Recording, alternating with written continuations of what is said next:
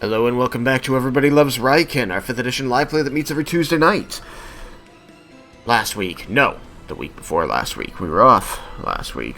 The week before last week. Last time. I'm going to decide how I want to say this eventually. The party had been sent out to the battlefield south of the city of Everwatch, in the country of Aspara, on orders from the Princess Lilith Drakner, younger sister of Vendar, who told him that this would be a chance for him to redeem himself in her eyes after he abandoned his family months earlier. Once they reached the field, passing the gate and crossing the bridge, this half-mile-long bit of stone, they found that soldiers by the dozens were running past them to get to the gates and ordering them closed such that the pursuing undead could not enter the city. And while the party is quite well accustomed to fighting zombies at this point, they found that they came to understand why so many soldiers, so well armed and armored, were fleeing for their lives from them, as the zombies possess the ability to lash out with every limb and make a bite attack on every turn, making it incredibly dangerous to be in melee combat with them. And then, to make matters worse, that their rising from the battlefield had brought with it a mysterious fog that forced the party, due to lack of visibility, into melee combat with them. And so, having watched Raiken take a beating from the first set of zombies that approached, the party quickly lashed out with fire and flames, and through such were able to fell a great many zombies. But hearing cries of despair and battle out to the south, Jebble and Raiken proceeded away from the rest of the party to try and find the survivors and get them away from those zombies. And so we pick up here on the zombies' turn in round 5, it says. I'm surprised we went through so many rounds. And I know that I have gone through the first few zombies. I went through the one that attacked Raiken, and I went through one of the ones that attacked Jebble. So, I'm going to take this moment to make a couple of statements here. I've got 2 things to say to the party. They are reminders, because I kind of feel like people are forgetting that they have these options, and I always appreciate, people being polite and not talking over each other, but you do have the telepathic bond up from Laramendus. All of you are currently connected to it, which means that you are not limited to 6 seconds of talking, and you can all hear each other no matter where you are on the battlefield, as long as you use the telepathy, and you can say as much as you like whenever you like, whether it's your turn or not. So you can give each other information, give each other advice. Like I said, I appreciate people being polite and waiting for their turns and things, but this is one of the major benefits of being connected to the telepathic bond in combat, is that you can, say, hey, don't go that way, come back, stuff like that. Or watch out for, these things over there. Another thing that I want to make sure that I very plainly state right now, and I did listen to the recording, and I did say it a few times, but I feel like the way I said it was probably not specific enough, so I'm going to rephrase it a little here. In 5th edition combat, when a creature is not using the hide action, you can hear that creature's movement, and what that translates to mechanically is you know what square it's on, even if you can't see it. Even if it's invisible, even if it's hidden behind a thin wall, even if there's a thick fog separating you, you know what square it's on, which means you know how far away it is, and you know what direction it is. If it's not actively hiding, you know where it is, even if you can't see it. To attack it, you still have disadvantage if you rely on sight, but you know where it is. Okay, does that mean they know where I am? That means that as long as you are not using the hide action, they do know what square you're on and could make attacks at you with disadvantage. Well, I'm gonna have to start hiding. Hiding is useful. Also, I'm in Tailspire, but not on the board. You're right, I'm sorry. That is my fault, because I am juggling too many things. Thank you. Me, do they know where I am? Yes, they know where you are. But the thing that I really want to point out, is that when you're heading toward this horde, because you know what squares any zombie that isn't using the hide action is on, you know how many are out there and how many are coming at you. As long as, the only limitation to this is logically, given how much noise they're making, how far away can you hear them? But, they're close. In this case, they're all within, 50 feet of you, and they're all, you know where they are. So you know... Jebble aren't blind to the 15 zombies. They're not blind to it, in the, conceptual sense. They are physically blind to it, but they do know exactly that there are 20-something zombies coming at them. And they can go, oh shit, I can't see the enemy, but I know they're coming at me. I want to pull back.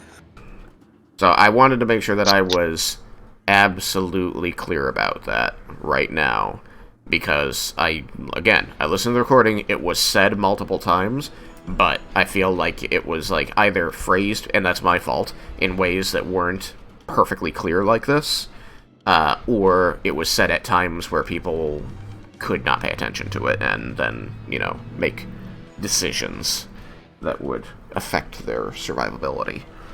So, just so you know, Jebble, when Laramentis asks you what's going on and you say there's a few zombies out here, you can hear that there's more than a few, even though you can't see them. So you can change your report, if you wish.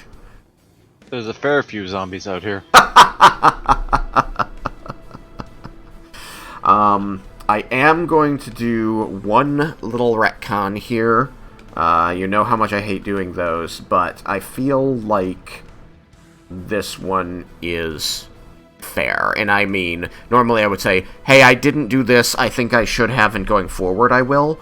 In this case, I'm going to say, I didn't do this, I think I should have, and I'm going to retcon and say that this is how it's going. So, according to my notes here,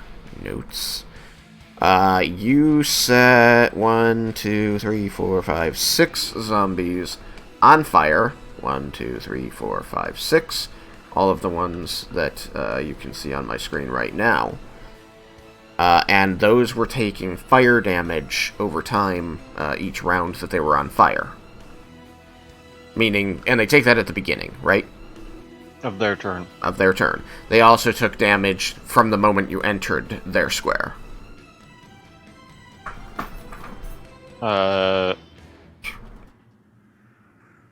Yeah, I think so, yeah. Yes. They also take fire damage when they punch you, and they take fire damage when you punch them. But I'm going to focus on you entering their square and basically engulfing their entire body in flame, and differentiate that from punching them and hitting a part of their body with flame. So between you stepping into their square and engulfing them in flame, and then them starting their turn engulfed in flame, something is going to happen here. And what that is that those flames that are covering their whole body from you entering their square and utilizing your movement ability, your movement feature of being a fire elemental, setting things in the occupied square on fire, you're going to notice that the thin covering of flesh, the loose muscles beneath, and the taut tendons that remain at the joints, shoulders, legs, neck, are going to be licked by these flames, and several of them pop loudly, dropping these appendages to the ground around you on their turn. And this includes number 11.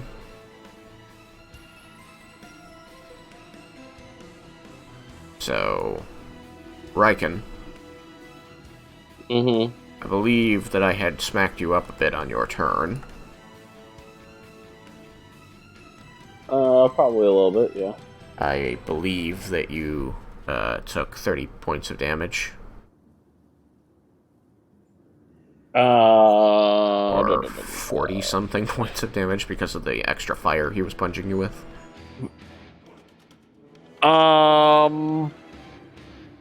Yeah, maybe?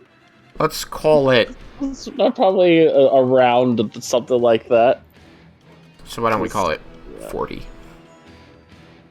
Okay.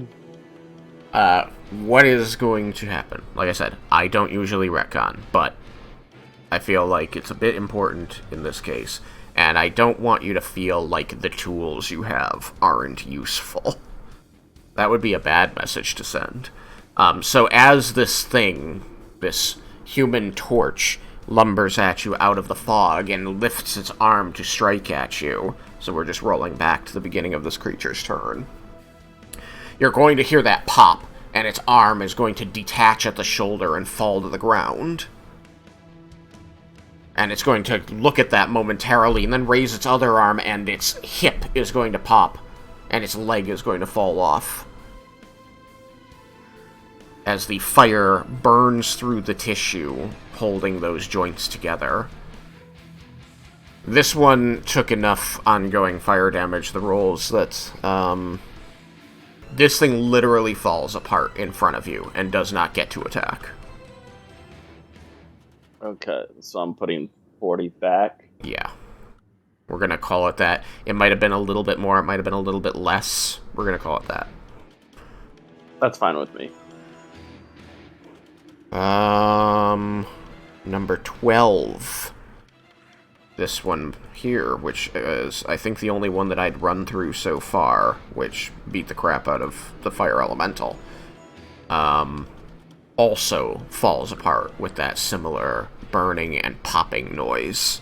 And you see this happen, Jebble, as your flames lick their way through its joints and pull it apart. So, I believe all the damage you had taken so far had been from this zombie and from one opportunity attack? I think so, yeah. Okay. So the opportunity attack was 10 damage, so whatever damage you've taken, restore all of it except for 10 damage. And after, as it falls apart, you're going to see that same pink smoke, same for you, Raiken, jetting out of the places where the limbs were attached and flowing up into the air. So that you understand what's going on, I'll say it one more time, Jebble, the zombies whose square you entered and set entirely on fire by occupying their square with them, the flame engulfing them burned out the joints on their limbs and detached them. And when they lost all their limbs, they ceased functioning.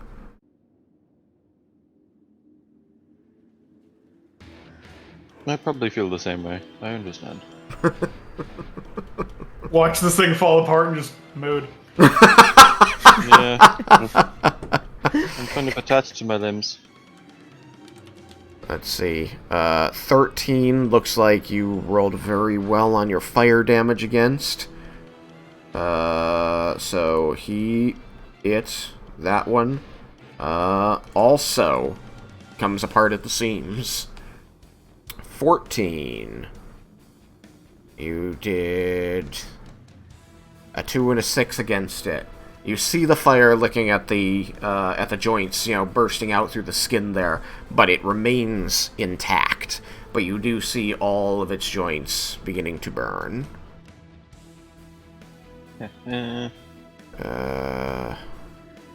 15, same deal. You dealt the same damage to both of them with fire. So that one's still there. So actually, I'll just go through it as I should be going through it. So 14 and 15. So 14 is going to get to attack you.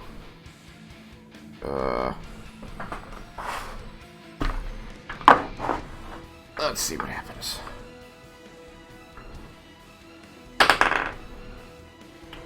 It rolls a nat 1 on the first one and misses. You manage to nimbly avoid its attack as it comes wide. It's going to attack with its second arm, scoring a crit. Oh, lovely. So it makes up for that. To make up for it. Yep. Yeah.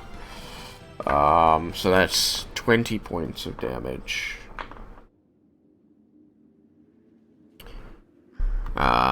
And a Constitution saving throw. So, wait, no, that's wrong. What is that? 7. And... Alright, go back. What's your con save? No, I forgot something. I have to get these dice.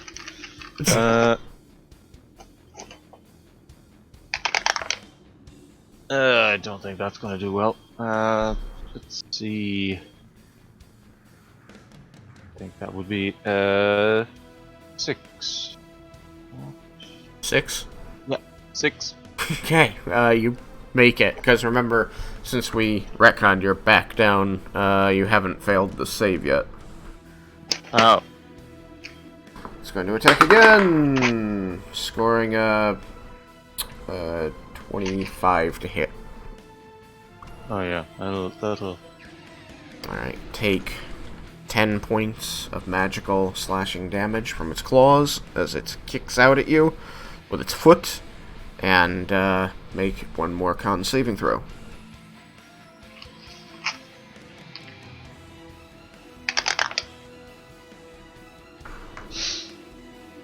That's 5. Okay, now you fail. Of course. So, I've already sent you what happens on failure. Yes, you did, yeah. It's an idiom to you. Okay then. And then it's going to make its final limb attack. It hits again for another 10 points of damage. And then it's going to try to bite at you, which it fails. Good. You only took 40 points. It's cool.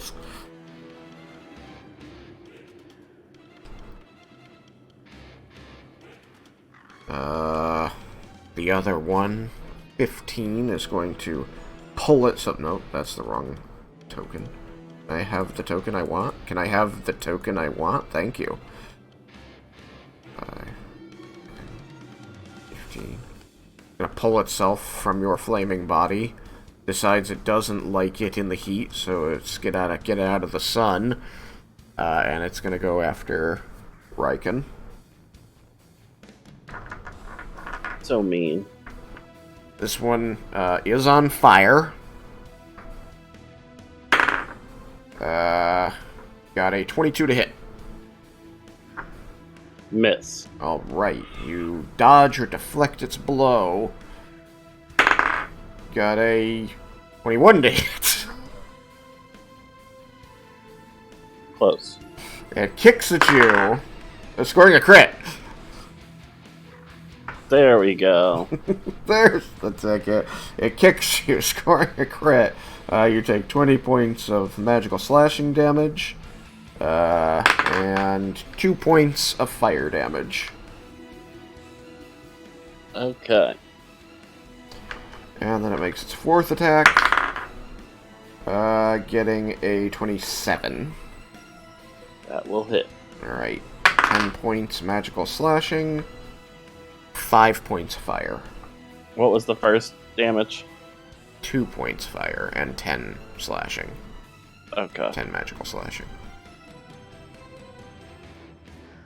I tried to keep it simple. All the limbs do 10, and the biting does 14. Okay. Speaking of bite, I got a 19, so it misses. Well, almost got all the HP that I gotten back from the recon. 27 out of 40? Yeah.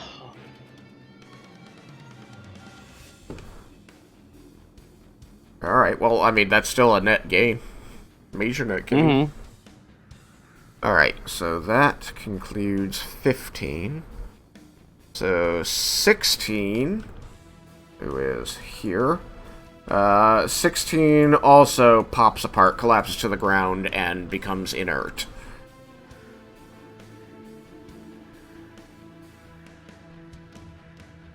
And now it gets bad, I think. Super bad. I get the feeling I didn't go in numerical order, because I feel like I ran Zombie 17 already. On the bridge. You did small group, then went to large group. Okay, so I already ran 9 and 17. Cool. Yeah, because the one on the bridge flung its arms at me. Yes, that I recall. And the other one flung its arms at Yukikaze? Do you remember that, Yukikaze? Is that what happened? Yes. Okay. I mean, I was asking legitimately because I was trying to make sure that I was remembering correctly. I listened to the recording twice between now and last time, but I still need to verify details. Okay, so 17's done, which means we move on to 18. 18. 5. 10. Let's just run through these, shall we? Oh. Hang on. You just got hit twice, right, Jebble? I think so, yeah. By, Zombie 14. So, it takes more damage from punching you, right? Oh, yeah. Yeah. Alright, so it hit you twice. 6 Alrighty, 6. and 4.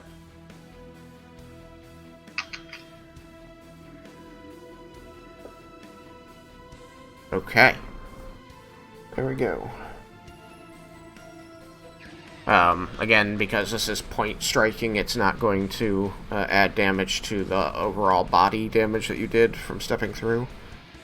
Oh, but I do have to roll one more d10. Because the start of its turn, it should take damage. Actually, roll 2 more d10s. Or 14 and 15. 7. 7? 8. 8. Okay. Well, you guys are gonna have fewer things to deal with. God damn it. I need to remember to do things in the proper order. Sorry. Done all the retconning I'm gonna do.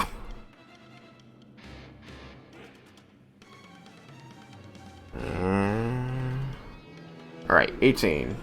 He is not on fire because you did not step through him. They only become on fire when you step through them, right? I think when I hit them. Maybe when they hit me? Shack. That's going to be very important. Let's see. First I'm into a creature's space, it takes damage, and then catches fire. When I hit them, they catch fire. Okay. But when they hit you, they do not catch fire? It doesn't say that. Yeah, it doesn't say... No, when they hit me, they don't catch fire. They just take the damage. Okay. Good to know. Then, I'm just going to roll all 4 of these attacks real quick. One of them misses. None of them crit. Roll 3 d10 fire damage. 4d10 fire damage.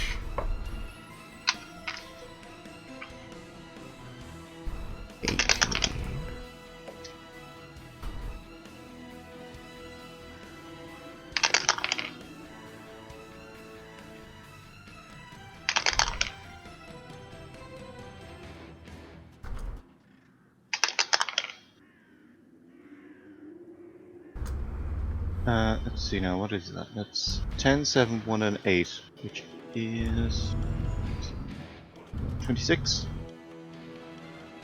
10, Together, I think. 7, 1, 8. 18. Nice rolls, by the way. Oh yeah, I'm especially proud of the 1. Well, the others were very good. Yes.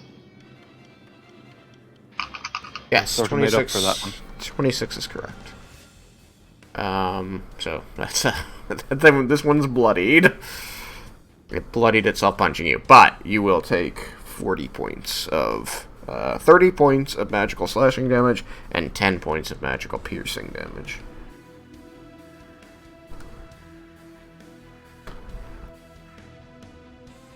Do I have to make more con rolls, or is that... You've already failed, so no, you're now exempt from them.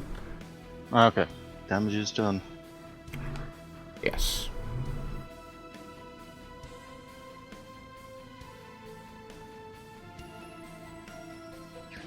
Saves time.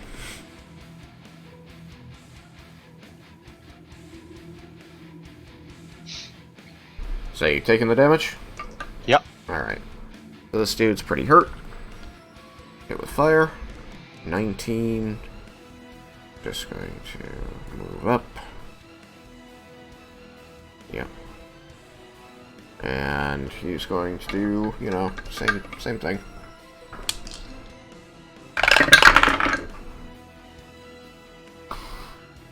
And does a 25 hit you? Oh yeah. Okay. How much HP has your form got left? Not that much. How much exactly? 22. 22. Okay. So, please roll me 3 d10s fire. 3, 2, 2.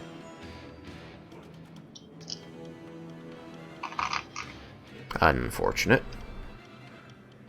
Yep. That's that 10 earlier. That sucked everything out. Sucked out all the good luck.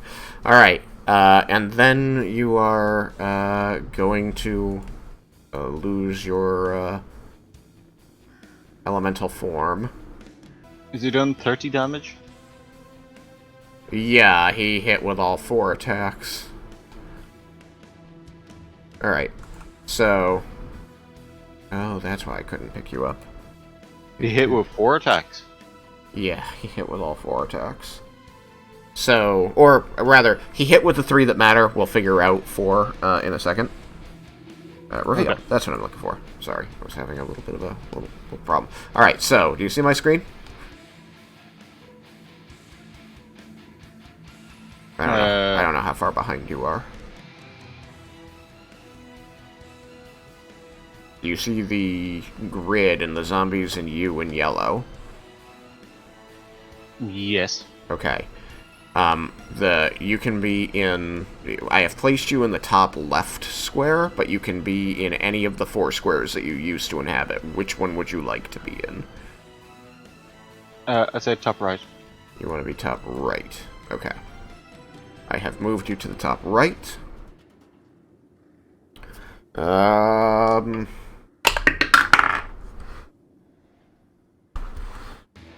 Going to say that with that, the zombie is not smart enough not to just throw its 4th attack at an empty square, as your fire elemental form bursts in flames, and you reappear in that square. But it is going to be able to use a bit of movement to get up and try to roll a bite attack against you. You had 22 health, and you take overflow damage, right? Yep. So 8 points magical slashing damage to your real body.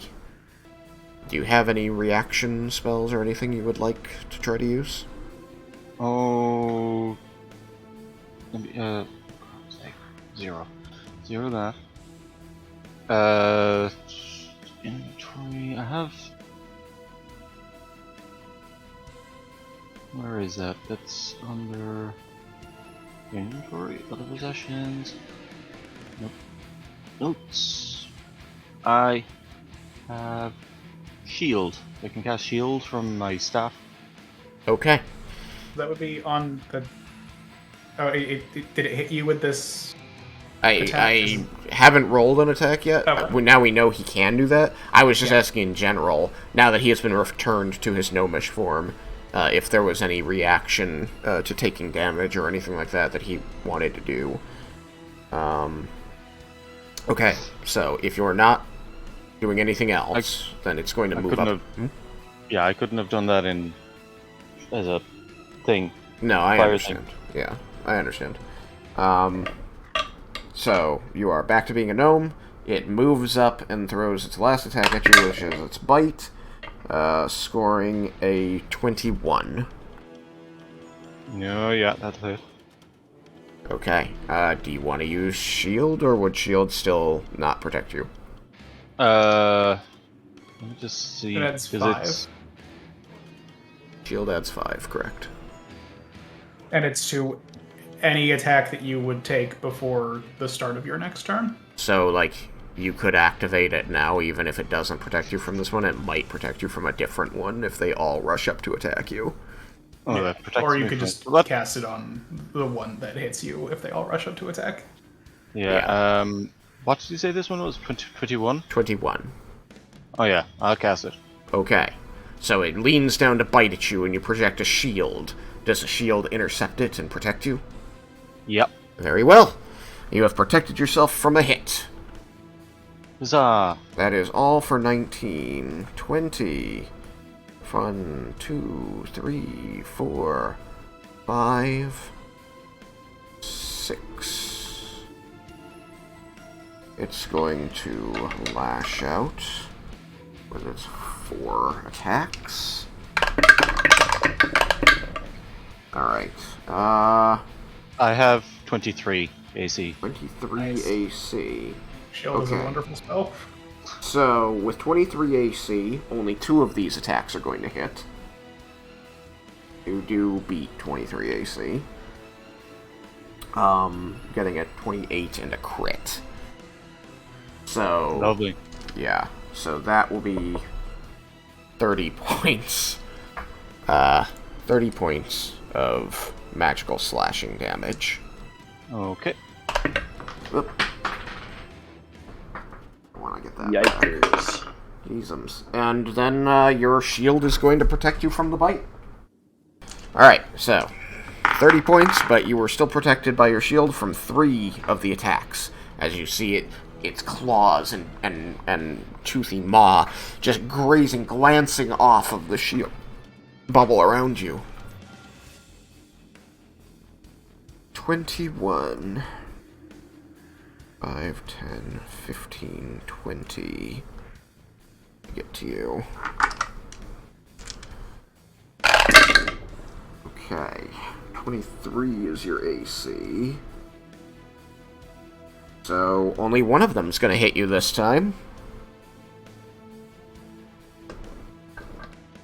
Take 10 points magical slashing damage. And a bite, again, will miss. It just keeps rolling in the single digits for the bites.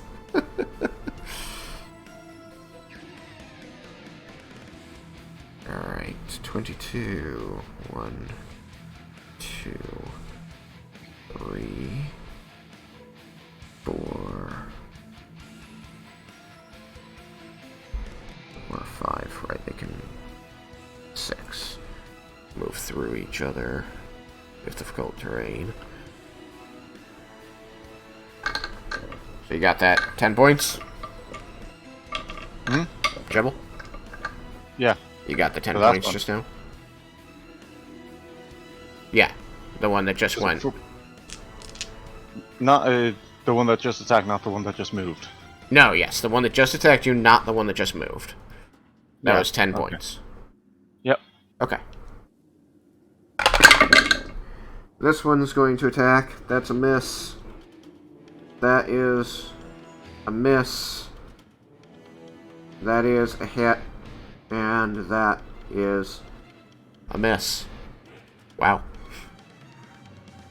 You're getting lucky. 10 more points magical slashing damage. How are you doing? Oh, I'm Health-wise? bloodied. Oh, you're bloodied. And then it's going to try to bite you. And it rolls a single digit and does not beat a 23. Amazing. Lucky! See, it was a good idea to activate that shield. Oh yeah. Oh, yeah. See, where can they even stand to still hit you? 1, 2, 3, 4, 5. He can still hit you. Oh, Raiken, for your part, you notice that the great glowing ball of light that was just blinding to look at in the fog is gone. There's still low flames burning on the ground from the zombies that fell, but you are now able to see the fog value is 1020. So... Well, You can see Jebble. That's really not good. You can see that these zombies keep coming out of the fog and going after him. This latest one that walked up, Jebble, is going to make attacks. And these attacks, as opposed to the previous ones, miss, miss, hit, crit, so another 30 points. Oh, Magical slashing. You still alive? just about, yeah. Okay. And then it's going to try to bite. Oh, this bite hits! Uh-oh, this might be it. 14. Magical piercing. Oh, so close. You're still alive. Barely. On the brink. Very much so. 1, 2. 1, 2, 3, 4, 5, 6. Which is not close enough to attack you. 1, 2, 3, 4, 5, 6. 1, 2, 3, 5. He's probably actually going to try and move around to get at you and then notice Raiken and go after Raiken. But neither of them get to attack because they had to double move.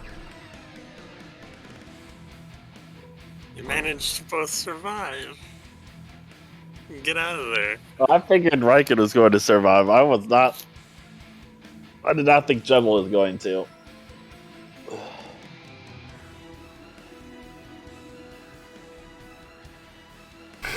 Can he get away? Honestly, the We'll clutch find out. the clutch move was putting up shield. Yeah, it Such a saved good your life. spell. You barely- yes.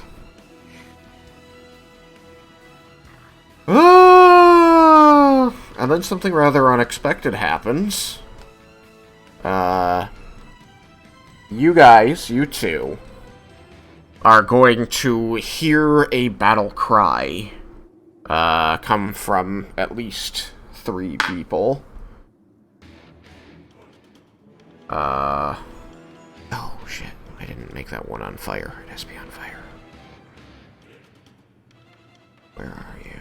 No, it punched you, so it's not on fire, so never mind. Everything's copacetic, and they took the fire damage. Okay, everything's good on my end. I'm wrong, everything's good. Everything's all good. You're You're going to hear a battle cry from the fog, as and you're going to hear one a feminine voice yelling, "For our fallen comrades!" 2, 3, 4, 5, 6. Combatant enters the fray. 6. 5, 6. I do believe this is beyond sight for both of you. I lied. Jebble, you are actually able to see one person come up next to one of the zombies, trailing away, who's trailing behind the rest of the group that came after you. And you're going to see blades flashing out of the fog at this zombie as the limbs are each carefully removed by a single attack. They get 1, 2, 3, 4 attacks until it is just a torso lying on the ground with its head literally like biting at the ground and trying to drag itself along with the working of its jaw. And that's all they get to do. I will quickly add one of these right there. Boom. Alright, Cyrus. You and your wonderful singing voice. Thanks. Welcome. What would you like to do? You've got, I believe this guy, 9, is grappled. Yep. I'm gonna start by crushing him with my bonus action. Yup. Step by default is increased by that. Okay.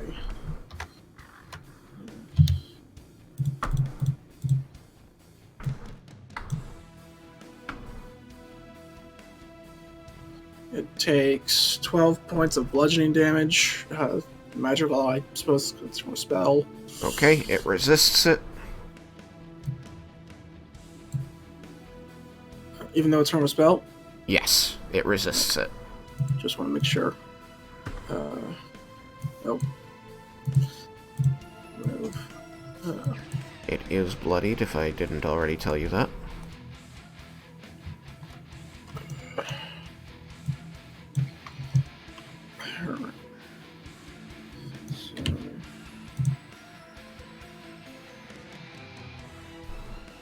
So I can see it. I'm going to cast Firebolt at it. Okay.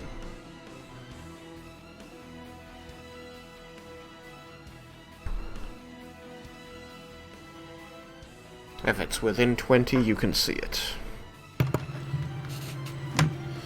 If it's not within 20, you'll need to move until it is. I got a 26 to hit due to halfling luck. Okay. Well, 26 hits. Okay.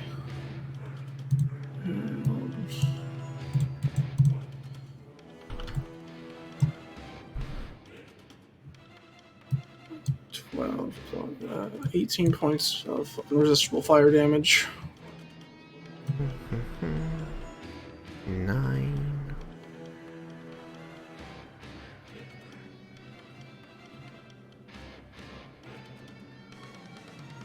It had no arms, it was grappled, and that takes it with fire. So your firebolt strikes it, and you see the pink smoke escaping its body, and a corpse falls to the ground. Okay. I'll say that I'm going to go help Raiken and move that general direction to what I know his general direction. Raiken? Yeah. The general direction is south. I suppose I would be able to hear the fighting, so I guess I'll head there and hope for the best. You'll have to move a bit south before you can hear the fighting, but yes. Okay. 5, 10, 15, 20, 25. That's my turn. Yeah, Raiken's gonna telepath to everybody. Shit's popping off over here. Then you should get back here. Yes, retreat to the bridge. We have possible allies over here that might be joining us. Might be. Well, they might not make it. They yell for our Oh. fallen comrades.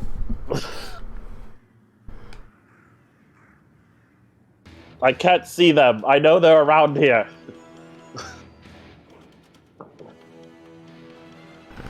Let's see. Cyrus, Leah, okay. Leah. Yes. You saw the zombie that was being grappled by Biggie B's hand get struck with a firebolt and die. Yeah. Which means that you can no longer see any enemies, but you can hear Zombie 17 after it just flung its arms at Yukikaze to the north. You are also aware of the telepathic conversation going on. You know that your father is in danger to the south. What would you like to do? Okay. That's north. That's Zombie 17. Okay. So that's south. I can see the compass. I just didn't find it immediately. Okay, so no Raiken needs help. But I also cannot find them. Seriously, cannot find them. How far did it go? Oh my god, it's all the way down there. So, I mean, you know the direction that he ran off in, because we Yeah. can still see when he ran off in that direction. Yeah, so... And I think Jebble had estimated that they were about 150 feet or something like that. That was the last number he time. flung back as his estimate. Good grief. You have a pretty good idea of at least where they were 6 seconds ago. Yeah. So I am going to... I guess I'm going to move south Okay. as far as I can. Okay, Uh, go for it. what's this? 10, 15, 20... You want me to move this bubble so you can keep seeing the grid? Yeah. 25, 30, so that's 1. Yeah, it seems like it. Yep. 10, 15, 20, 25, 30. Yep. So that is the furthest I can move. Yup. And I still don't... Yeah, I don't see any enemies. Yeah. And you can see to about there. Yeah. So I can see dead enemies, but like nothing more. Yeah. And you remember when these enemies fell. Like, nothing here is surprising. Just really hard to see. Yeah. Alright, are you going to utilize a telepathic bond to inform the group that you're doing that? Yeah. I mean, like, I'm going to try and help father, but I can't see shit through this fog. Careful. And get up around you quick. Yeah, these things hit hard. Do I know that Cyrus also went in that, like, is intended to go over there? I don't think that he... No? I said that I was going to go help Raiken. That was what I Okay, said cool. before. I just was not remembering. So with the both of you saying that, I'm going to say, can you two stay within sight of each other, please? Are they with sight of each other right now? I believe so. Whoop. Nope. Little late. Missed it by that much. If you are not currently within sight of each other, please get to within sight of each other. It would be best if we could know if anything happens to someone without them being able to telepath. Remember that the visibility currently is 20 feet. Yeah. So 5 feet too far. Indeed.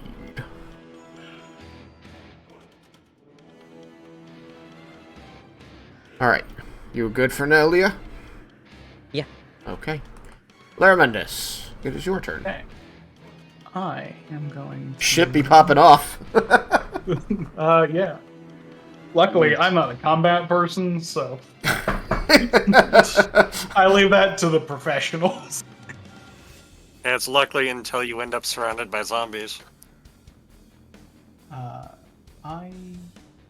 Do we actually get paid for this? Because I mean, we did not negotiate an agreement for payment. Nope. yeah, so I think we're technically in amateur status. Not professional. yeah, Not getting paid. yeah. Not professional. That's fair. It's true. Transcended professional. I think I am content where I actually. You skipped past quid pro quo and went straight to pro bono. Yeah. Yeah, he's just out of sight for me, but I saw her just go out of You sight. did. It's true. She ran by you close enough to see. I am going to Our payment here, is so the now I can see her. Yes. our payment is the hope that Vendar gets back into better standing with his family. Yep. That is literally the payment. That is true. I'm going to remain here. I'm going to telepath. I'm going to stay near the edge of the bridge so I can make sure that nothing happens to it if we try and retreat back to it. And I'm going to spend my action doing some thinking. Doing a thunk. magic-wise. Okay. So this fog, This I fog. guess not magic-wise, I guess nature-wise Okay. first. This fog, I want to try and, like, given the speed at which it has been increasing, does this seem... Do I have good reason to suspect that it's magical in nature? Roll a nature and an arcana. Okay, nature was said first. That is a garbage roll, but I am good at anything that has to do with it. So, Good thing you have all those late night talks with Ash. it's true. Comes in clutch. That is a 12 on my nature, because I rolled a 4. Amazing. And my arcana is a crit, so that's a 38. Jesus. I don't know that much about nature, but and you know magic. So, you've heard stories of, like, fog setting in really fast. You know, just from basic nature, this has something to do with it, like, getting cold or something. Yeah. You know that it does feel the air feels cold. And it has been feeling, like, colder, like, as time went on. So it feels like your little bit of understanding of nature, like, that's pretty natural. Like, yep, it got cold, fog happened. Yeah. From a magic perspective, you can't know for certain without, like, checking for magic with, like, detect magic. Yeah. But you do feel like this is too big an area to be covered by a fog-creating spell. However, you are aware that there is weather magic that could be making the area cold to naturally generate the fog. And that is much farther reaching and more powerful. Cool. That was what I, out of character, was thinking along those kinds of lines, so that seems entirely reasonable. So I will telepath to everyone. I think this might be... The fog might be caused by some kind of weather magic, although I'm not intimately familiar with the kinds of spells that can do that. And it might be entirely natural, but... And you counteract it?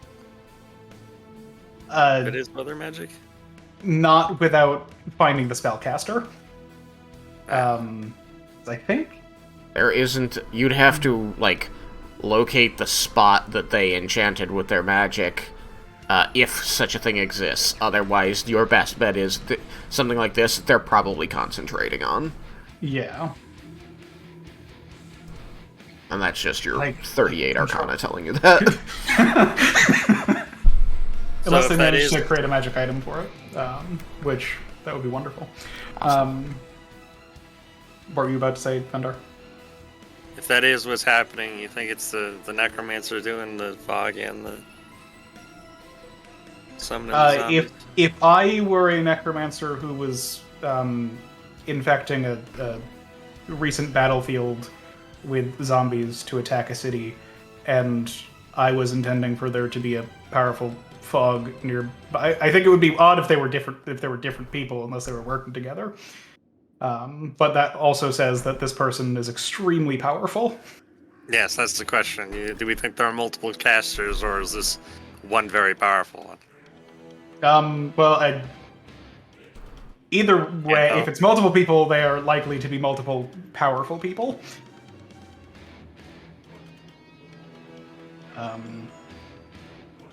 I wish if we had a way to have a better idea of the area that we were talking about here with the fog, we might be able to have some kind of idea of. You'd have to assuming it's first magic. get outside the fog. Basically, why have I not ever resummoned Kyoko? I mean, that is a philosophical question for the ages. But I mean, if we could figure out where this is centered, we might be able to have some idea of at least where the caster might have been when things started happening. As they would probably need to be within, a certain amount of distance in order to continue affecting this spell. Assuming that it's a spell, and assuming it is not some kind of magical item. Out of curiosity, though, would they? I mean, can't you cast heat metal and then, go to another continent and continue concentrating on it? If you can get to that other continent that quickly. Sure. I mean, So if you could teleport. yeah, if somebody teleported you while right after you hit heat metal on something, it would still be heated as long as you I concentrate. think that right? certain spells do still have ranges for effect. Okay. Like Big B's does, I believe. I believe if you get too far from it, it ends. There are spells that have, if you get too far from the thing, it goes away. Yeah, there are ones like that. I just don't know if the weather one is like that. Neither do I. And so Can I look it up? I think it's a stretch to. You can look it up. Yeah, it's a stretch With my to assume it. I would say. I just don't want you feeding yourself bad information. Anyway, if you're done, I'm gonna move on to Jebble's turn. Yeah, I think that's fair. Jebble, you're alive somehow. Yeah, for now. That shield, Run. man. Yeah. Disengage and run. Yeah. I'm going to disengage because if I don't disengage, I could die. Yeah, you will. You will. If you don't disengage. All I'm right. disengaging, and I am moving away. All right. So you can move 25 feet. Disengaging is an action. So, Yes. which way do you want to move? Directly to the east, to the right, or do you want to move it diagonally? What do you want to do? I'm just trying to get behind Raiken? Raiken. Okay. 5. Because Want him to be the main 15, target, not 20. me. So with Yeah, pretty 25, you can get directly behind Raiken. Exactly. Is that what you want? So you started Directly here. behind. basically, if they swarm Raiken, and I'm Yeah. right behind him, Yeah. But Like, again, 5, four of them 10, will still be- 15, 20, 25. You could get here. Unless you wanted to not move closer to Raiken, and you just wanted to move away, then you could be like 5, 10, 15, 20, 25, which is still in that same, row. Line. It's still in that same Yeah, row, that's but what I now meant. it's I way meant that over row. here. Really sucks since you're still going to be close enough for them to run and hit. yeah, I only get 25 feet of movement. Now shield is gone. Yeah. Basically, I'm hoping that Raiken is the juicier target. Yeah, pray that the Because- zombies all turn on Raiken and the 3 NPCs that just attacked from behind. Yeah, I have to, try to get away, because, I am on single digits. I can't So believe Yeah. you would do that to me. Yeah, He unless you Once have again, any an failed. opportunity to Man, really show what a- your stuff. what This a is betrayal. for your own benefit. What a I'm the healer. betrayal. I'm the healer. You're the healer. You led Raiken into this horde of zombies and started running away. Alright, so you use your action to disengage. You move 25 straight away, bailing on Raiken and your newfound friends in the fog. You have a bonus action potentially. Is there anything you can do with it? What can I do with my bonus action? Bonus action... Healing Word. I can cast Healing Word as a bonus action. Okay, do you want to? Yeah. I'm gonna take that chance. That thing. Might mean you can survive one hit. Alright, Healing Word is d4 per level, plus your Wisdom modifier, I believe. Yeah. I'm gonna But I do have second that level. spell level. Okay, Makes more sense. 2d4 plus Wiz. And you're giving it to you and not Raiken, right? Yeah, I'm gonna try and not die. Do you want to cast it at a higher than second level, perhaps? Maybe. Let's pretend a zombie decides it's still coming after you. Would 2d4 plus Wiz give you enough health to survive up to 5 attacks? Jesus Christ. 50 damage. I would Plus need... 54 damage. Yeah, if it hit with all 4, that'd be 54 damage. You wouldn't happen to know heal, would you? Heal. I believe that That's, heal is an action. Yeah, that's a 6th level spell. That would give me 70. It's true. If only you had an action. What am I doing?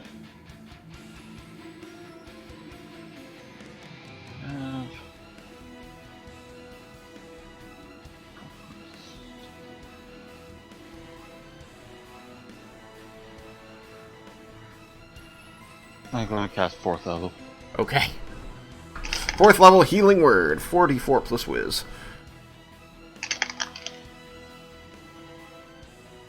Uh, 7 plus 5 is 12. Okay. It's Gain, just a pained scream. gain 12 HP. And that was 4th level. Oh, Now and you're no longer in because- single digits. Nope.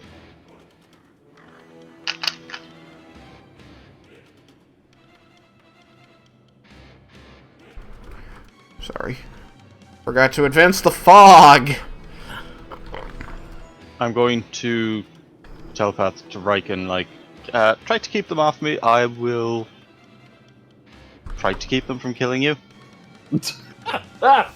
But I'm heading back to the bridge. I think we What? need to regroup. How are you gonna keep them from killing me if you're running away? How can the fog get worse? He bravely ran away, bravely ran away. There we go. I feel like that's a little I'm better. just going to say, like, well, try to, you know, follow me, but not too close.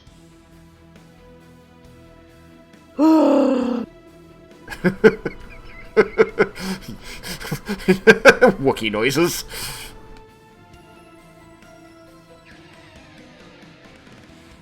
So all of you are aware of this strategizing going on as they're talking about running away. Oh man, I forgot. Well, it's too late now. I got hit by the damage. I Oh, forgot that's to tell right. you- You forgot about protection from evil and good, right? Yeah, So did I. it's all good Sorry about that. for next time. Yeah. I think there's a lot of evil, not all good.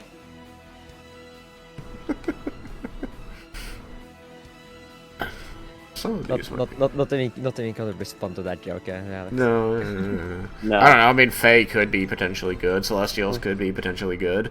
Protection from them. Well, zombies are mostly evil. Yeah, well, I mean, they don't really have a choice about it. They just sort That of would make them neutral then, wouldn't it? Well, yeah. I mean, I don't... They're blank slates. You saw zombies that were not killing people when you went to the swamp. They were farming. They were farming. Technically, you need protection from neutral. Oh my god. They're really unaligned.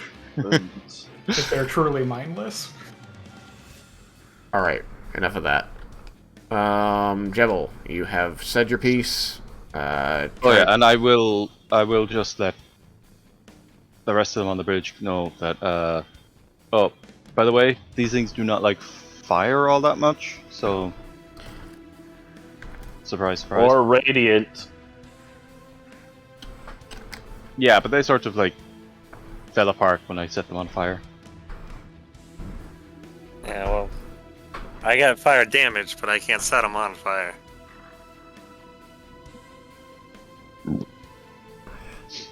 Alright. Anything left, Jebble? No, that's it. Okay. Action, movement, and bonus action. Yep. Vendar! The fog gets worse! Before Vendar, I want to jump in and say quickly, I just looked up Control Weather, which is the spell that Laramendus would assume. Yeah. Which is not necessarily what's happening. Right. But that one does say, you take control of the weather within 5 miles of you for the duration. Oh, okay. You must be outdoors to cast the spell. Moving to a place where you don't have a clear path to the sky ends the spell early. So if you teleport, it would take the spell with you. You could still concentrate on it. Yeah. But you could if you were casting this spell, which again, it could be something else. Yeah. Then you have to stay within the area that you're affecting. If he was using, or this person, whomever it may or may not be, or using this spell, they could be up to 5 miles away from Yeah, him. that's a long way. They would, given how it works, they would probably be in the center of whatever this thing is. So yeah, they could be up to 5 miles away if we are at the very edge of everything. Right. And you saw the fog come after you, so it's... I wouldn't call it likely, but very possible that you are at the edge. But who knows? Maybe you'll see it extend and crawl over the city, and then you go, well, he's less than 5 miles away, because it went half a mile that way. I don't know, because you can make wind with it, so you just blow the fog in. But I just wanted to say that. Okay. I will let Vendar get back to his stuff. I'm going to step away for my cat. Okay. So how far can I see now? 5 feet unimpeded. At 10 feet, everything is completely impaired. Heavily obscured. I actually have to be in melee combat to attack. Yes. Good luck. That sucks.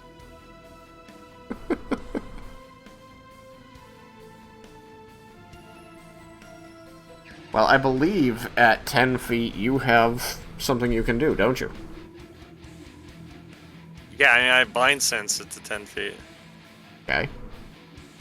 So you don't have to melee.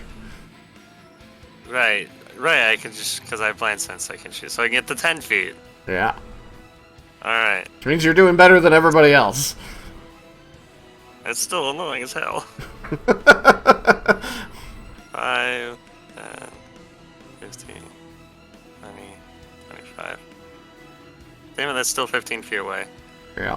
30. Okay. 30. Going to ask you a question. Are you going to use your bonus action to cunning hide? I'm gonna ask you a question first. Do I get sneak attack if I don't do that?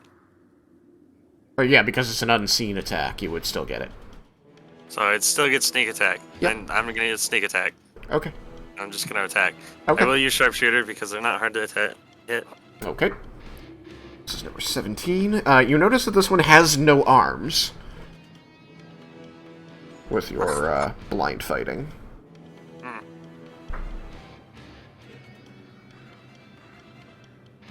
Your sense of the creature in the fog ahead of you is that it is just legs, a torso, and a head. And it's growling after having flung its arms up at Yuki, who you can hear flapping in the air above. Let's give the magical beings need to flap with their magic. 17 to hit. 17 to hit? Yep. Okay, it sounded like 7-0. I'm like, that's not possible. No, 17. Okay, 17 will hit. 17 will hit 17. Ha ha ha ha. Okay, Griff, you're not in the way.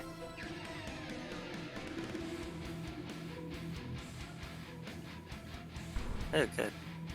I rolled good. And 20.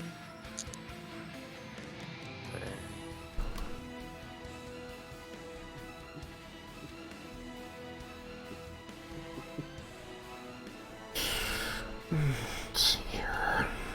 Both arms. 52 fire damage. 52 fire damage. Did I get that right? Yep. 52 points of fire damage. Hey, you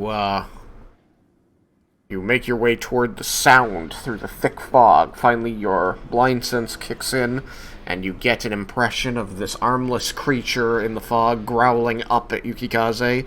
You raise your bow, draw back the arrow, and the arrow barely has time to become a bolt of fire before it strikes the creature and immediately burns it out into an empty husk. Alright, and then I'll use my bonus action to double move, and I'll sprint towards the end of the bridge. Okay. How far I make it. Okay. Jesus. That thing had full health. Yeah, I knew I could one-shot one. I knew it. 96 plus 15. Knew I could do it. Oh my god. You had come so close so many times. You're just like, yeah, I do 44 points of damage. I did the same amount on like all of my shots previously. Alright, let's go back. Raiken! Jebble just abandoned you and told you he was running back to the bridge and that you should follow him. What are you going to do?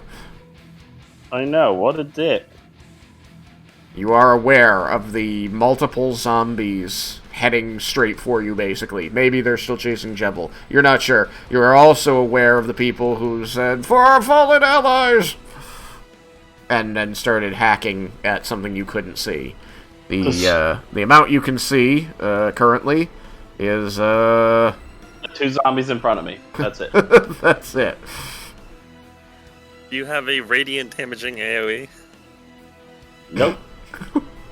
Well, then I suggest you run away. Not even Climax Song is radiant.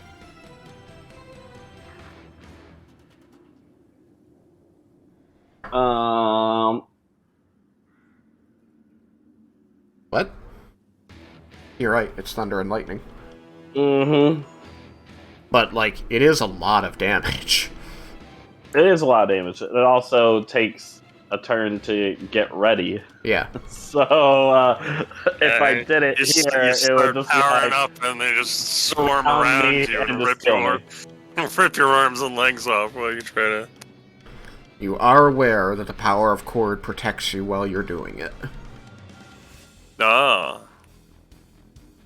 So you're not vulnerable. Or at least not as vulnerable. Oh, the power of Cord protects me. Yes. Save. Okay, so, anyway, as I've said, and now that is saved, so it should appear in the next few minutes, you do know that while you gather the power for Climax Song, Cord's might will protect you. Making it so that it is hard for enemies to attack you. Okay. So, with that knowledge, you can still choose any action you like, but what would you like to do?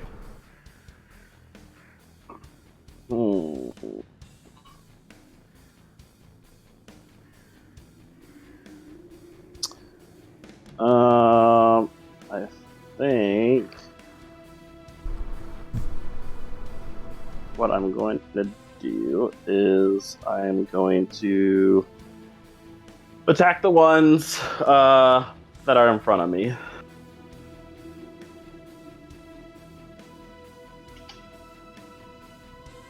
attack the ones that are in front of you. Yes, the two that are like right next to me. Oh my gosh. Why does this keep happening? Attack the two that are right in front of you. Okay, then. You may raise your axe and roll attacks. Okay, I'm going to attack the one that's directly in front of me first. Alright, 24.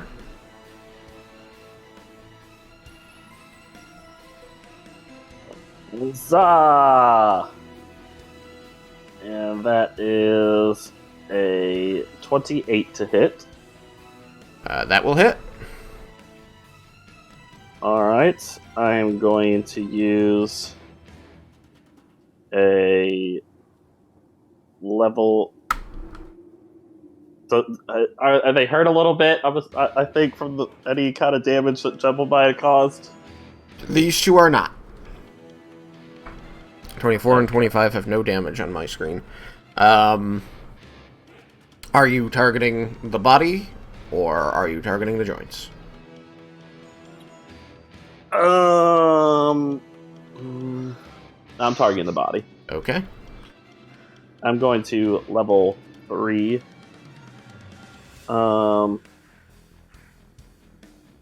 Smite it. Level 3 smite, number 24. Alright, please roll me 1d8 magical slashing and 3, 2, 3, 4, 5, 6 d8 radiant damage. I have also for this round, I think I'm going to use well, no, I'll wait. I'll wait on that. I want to see how much damage I do. Okay. Okay, so let's see. You were going to use normal Chord's Thunder. damage. Chord's Smite. Or Chord's maximum effort. Yeah, that's the one. But I think I'll hold off for now, because that's a lot of d8s, so I'm hoping I just kill it I don't have that quickly. many d8s. I don't want to roll this attack. Okay, so I'm just gonna do the normal part first. Okay. And that was 9 points of non-magical silver slashing. Okay. And then, so I need 6 d8s.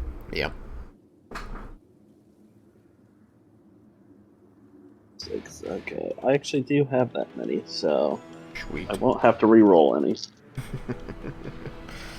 I only keep 4 in this box, but I've got more d8s. There we go. Okay.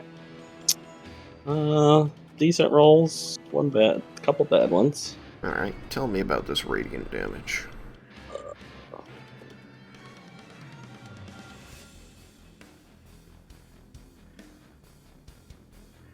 Hold on.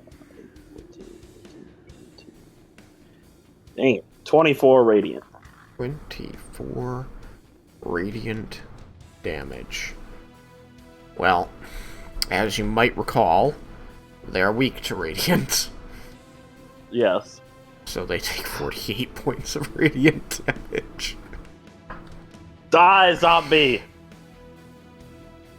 I don't think that's enough.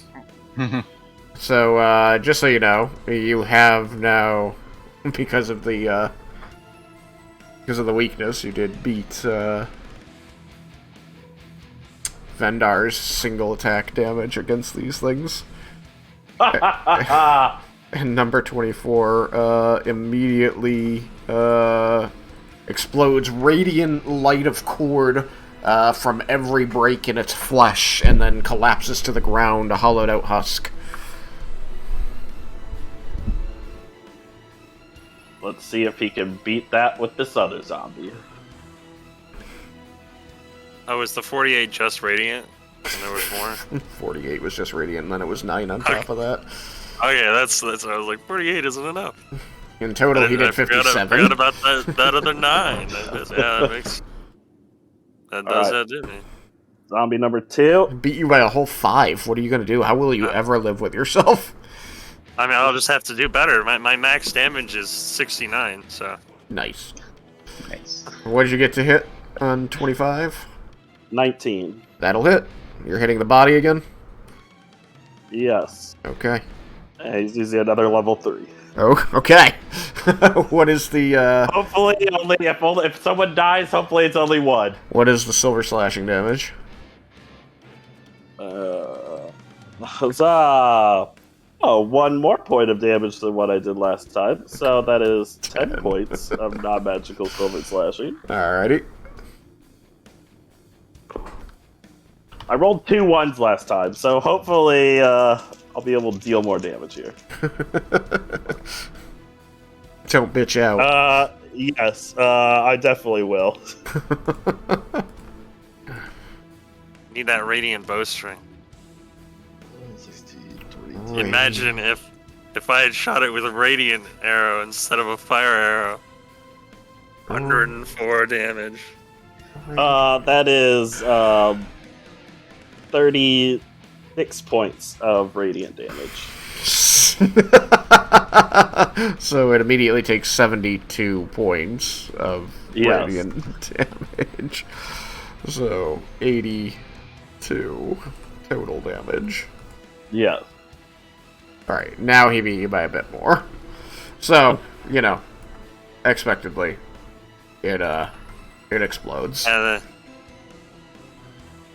Getting your damage doubled really does make a big difference. Yes, it does. And now that he has some a break between the zombies, he is going to how far is Jebble? Like last that he kind of maybe like heard the direction he was going. 5, 10, 15, 20, 25, 30. He's 30, pretty much directly to your east. Okay. Raiken is going to head in that direction until he finds Jebble. Well. There. You have 5 feet left. Go 1 more, so I'm right next to Jebble. Alright, do you want to be next to Jebble, closer to the bridge, or farther from the bridge? Bridge that way. North. Raiken will go he'll go to the south of Jebble. Okay. Boom. You are to the south of Jebble. What a kind and caring friend you are. And that's his turn. Okay. Yuki Kaze! It is finally your turn, Yuki. It's gonna say that he noticed the zombie that threw his limbs at was not dead. Yep. He's gonna be squinting really hard to see. It's gonna be like. You probably saw the burst of flame. Yep, and I'm gonna look, hold my bolt, look at my hand, and be like, I can't see shit. This is a bad idea. Shove it back in my bag, pull out my sword and shield, and whatever I'm allowed to do for that. And then, if I could just pull out my sword, if I can't pull out my shield this turn, that's fine. Yeah, you can put away the bow and draw a sword. That is fine.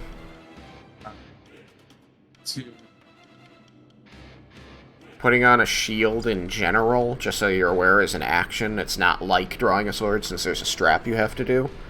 So you could do that, like, instead. You could put away the bow, since that's sheathing a weapon. Oh, actually, you could put away the bow, draw a sword, and draw the shield by giving up your action to put the shield on. And then you would have sword and shield in hand. It seems like there's nothing to attack right now anyway, so that's not a bad idea. See. You broke up. What'd you say? Then proceed forward. So 5, 10, 15, 20, Okay. 40 flying, don't I? No. You have 40 flying, and you're forward. I just want to make sure that you know that you're heading toward the city. Is that what you want? Yeah. Yes, because we made the comment discuss that we need a place to retreat to, so Kaza is going to see what's over here, Okay. because he's airborne, Yeah. and if there's only a few, he's going to take care of them. Okay. At the moment, what's ahead of you, and they're a ways up, are some more soldiers that are still limping up along this very long bridge toward the gates. You don't currently see any more zombies. You don't see any more fallen warriors, you just see injured people. Well, you do see one more fallen warrior, and that's, here. Actually, you've only got 10 feet of visibility, so you can't even see any of that. The fog's too thick. Do you want to be in the air? Do you want to go down a little bit? So that you can see the ground? Because at the moment you are, well, you're 10 feet in the air, which means you can exactly see the ground. So I saw him as I was passing. Yeah, so you saw this guy as you passed. It's a fallen warrior. It does not look like one of the fallen zombies, but given that you now have seen or heard about people expiring and then becoming zombies, you are suspicious. You would be... Spoiler alert! What? It happened! Spoiler alert! Oh my goodness. I didn't spoil it before it happened. Well, I can fly down and decapitate before he gets back up. Maybe? Do you want to... Well, you used your action, though. Yeah, that's true. But you could fly down and be ready, just in case it gets up. What you do is you fly up, hold and on, then hold you on. drop, and you land on the neck, and then you decapitate them, doing falling damage. Okay, so what's gonna happen right now is you guys are gonna stop where he is, Uh-huh. and he's gonna listen. Okay. I want to know if I hear any more combat ahead, and if I'm close enough to the entrance to the city to be concerned if there's something over there. Okay. You do not currently hear combat between you and the city. You do hear people coaxing each other along, and you know, cries of pain just from like wounds, but you don't hear anybody in combat. So I don't have. I don't have the dash action, so I use my action, right? Right, you used your action to put your shield on. So you have a sword and a shield in your hand, your bow is safely away. Alright, well... And you used your 40 feet of fly, but your 40 feet of fly could take you to the ground, or it could take you up higher. So you can move vertically up to 40 feet. I moved 40 feet. Right, I'm just saying that, you know, you can still choose to have adjusted that up or down as pleases you. No, I'm gonna stay there. Okay, well, since I can't move anymore and can't position myself over our potential spoiler alert, I am good to go. Oh, I know. Over telepathic one, I'll be like, guys, for my current location, there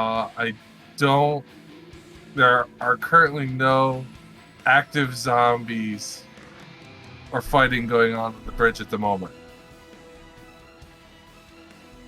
And that will be it. Excellent.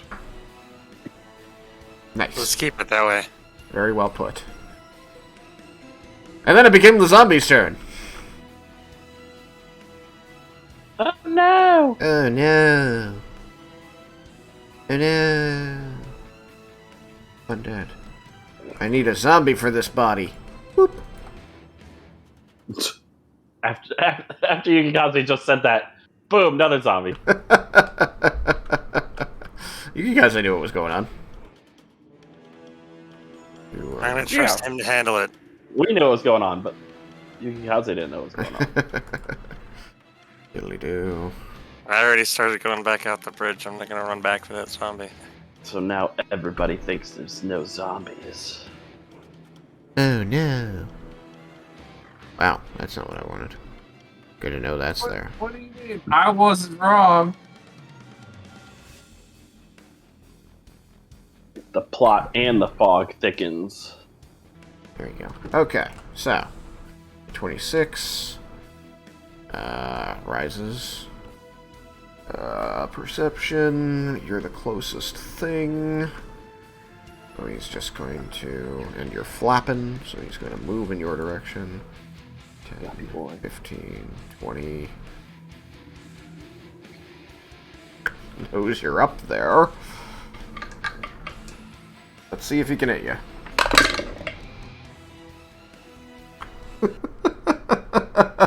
Using his anti-air arms. Well. I got the 2 shots though, unless he can do his legs next turn. Well, that could have been real nasty, but it wasn't. So, Yuki, you suddenly become aware of an arm boomeranging past you and splashes out in the water. Hey, I want to contest this. Why? Because it's a freshly dead corpse. It hasn't had time to decay, so those ligaments and stuff should be holding on pretty good. Yeah, well, Let's see. take it up with the fucker who made it. Take it up with the fucker who made it.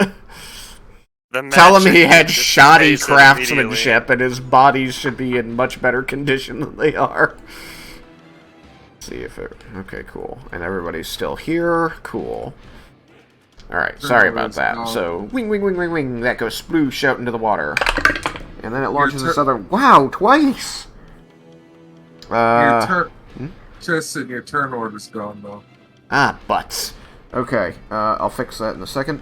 I assume that a 20 misses you. Yes, it does. Okay, so it misses with both of its arms.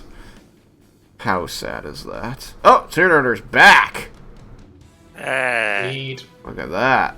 Nice. Look at that. I didn't have to do anything. Why doesn't that happen normally when you go between loadings of the game? Oh well, whatever. I'm not gonna look at this gift horse in the mouth. So that one lumbers towards you, wings its arms up, misses both. Yeah.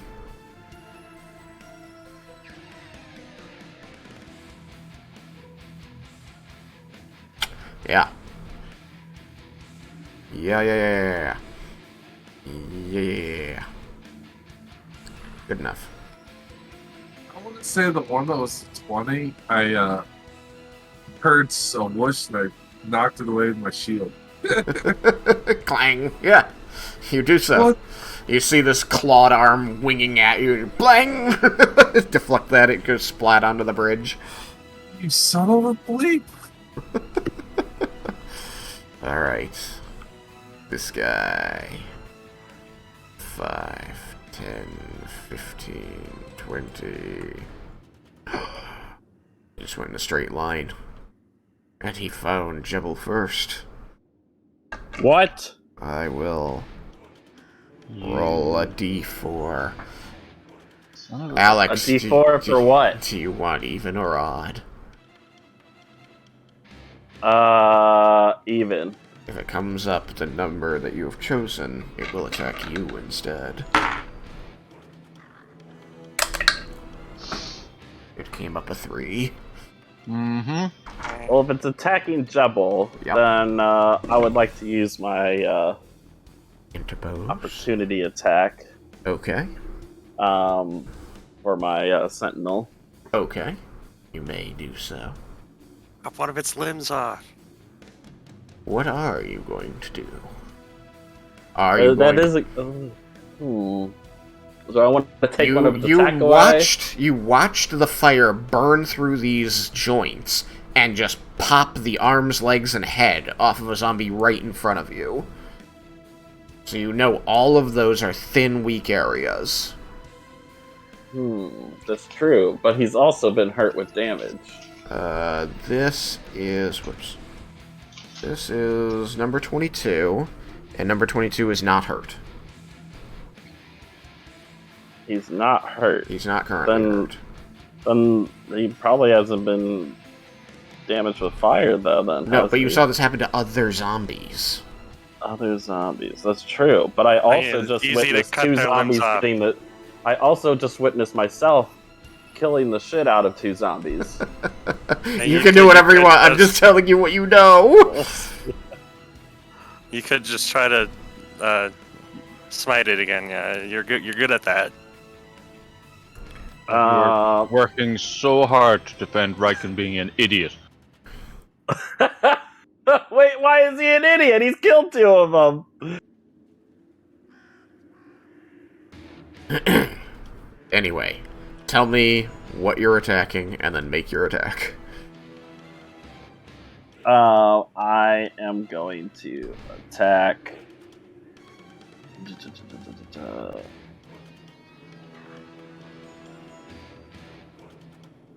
And is it a reaction to somebody being attacked or somebody being hit? Let's see. That is a good question. When a creature within 5 feet of you makes an attack against a target other than you. Okay. So I guess does that mean I have to wait until afterwards? No. Okay. Well, Raiken is gonna go for the head then. You're gonna go for the head. Alright, you take your slicey axe, and you're gonna swing it across this thing's neck. Yes. Alright. Roll it to hit. 17. Total. Yeah, 17 total. You have an inspiration. Wait, what? That's harder to hit a targeted limb than it is to just hit God them. damn it! I knew I should just hit the body. I don't have an inspiration. You don't? I do. No. Jebble, are you giving him your inspiration? Yeah, I think I will. Okay. Mark it off. God damn it. Roll well. Yeah. Do not make No, me regret it was worse. It was a nat 1. I knew I'm not seeing you guys ever again. I'm attacking the body from now on. Yeah, but Can I isn't spend a that... mulligan on him? Don't you have like a +10 to hit or something? I rolled a 1, so it's literally... No, I know, but I'm just saying, like, wasn't your first roll only like a 7 on die? It was a 6. Jesus. I have plus 11 to hit. I can't help you.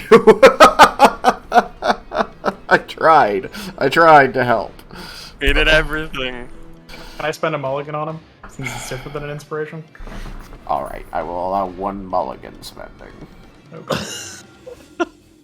Don't fuck it up again. Alright, well, I'm not using this one that rolled a nat 1, so I'm You taking rolled a that out. 6 and a 1. You gotta roll double digits. It's gotta happen, right?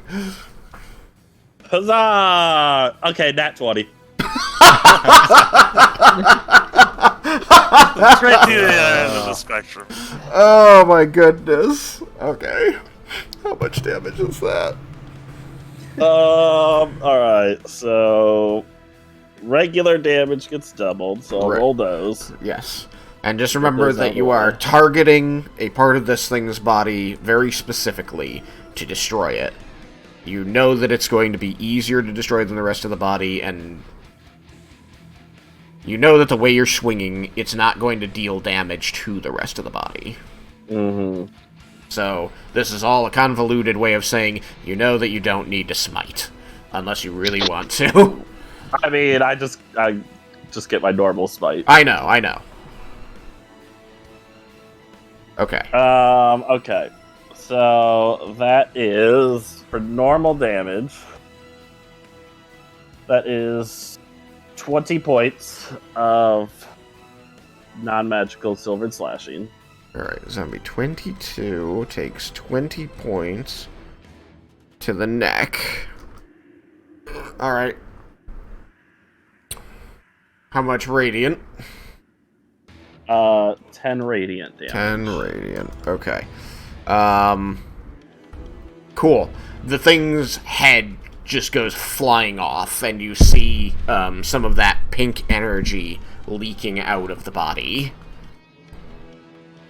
from where its head used to be. It continues to teeter and stand there a moment, like a bit confused, and then it continues trying to follow through on its attack. But you can tell, watching this thing, that without its head, it is clumsy. Okay. I that's good. I'm glad to hear that. I was also like, the bite does more damage. So Yeah. I have to go for that one. Yeah, the bite does more Took damage. 3 rolls, but you finally saved his life. We'll see. I mean, maybe there's still 4 attacks. Yeah, Yeah. true. You might still get lucky and just whap him outside the head. Okay, now does the it does a zombie 10 hit your AC? 9? Yes, Jebbles. No. Okay. It swings with its next arm. Does a 19 hit your AC? Yeah. Okay. Aww. Take 10 points of magical slashing damage. As long as he doesn't get hit again.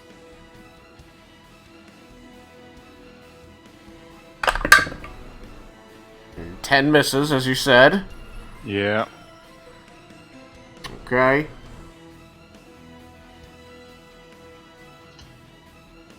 $20. Fuck.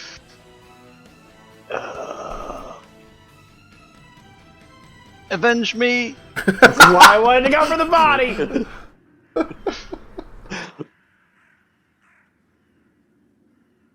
Not to say that another zombie wouldn't just take its place. I will say, you can tell watching this thing, without its head, it is having a hard time hitting. Devil's just not very hard to hit. Yeah. Like, none of those attacks, even without disadvantage, would have hit you. Okay, Jeb, so, with 10 damage, you're at 0 now? Yeah. Okay.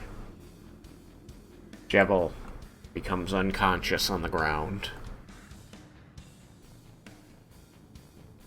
Let's see here.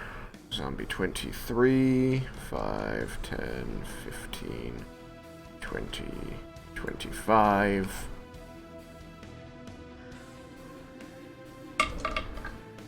Alright, the fun starts. I have to do this Well- differently because you have protection from evil and good. Yes. Alright. It sees you as it comes out of the fog. It rolls a punchy punch, scoring a 16 on AC. Nope. It rolls another claw attack, scoring a 16 on AC.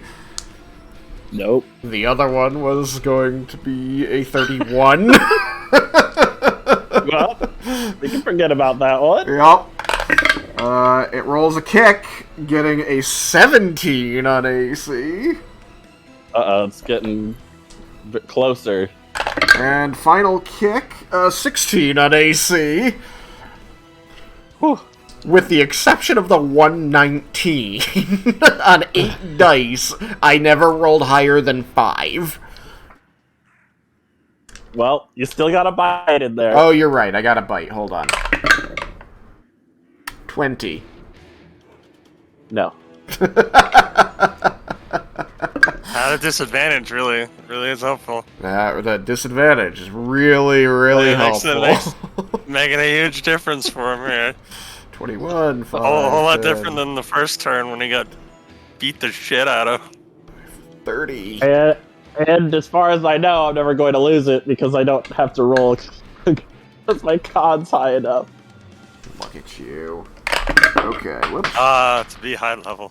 I think you have to roll for a crit from the bite. Yeah, the bite would be the only thing. You just need to roll like a 2. 28 As long as you don't get points, that nat 1. meaning it would be a DC 14, yeah.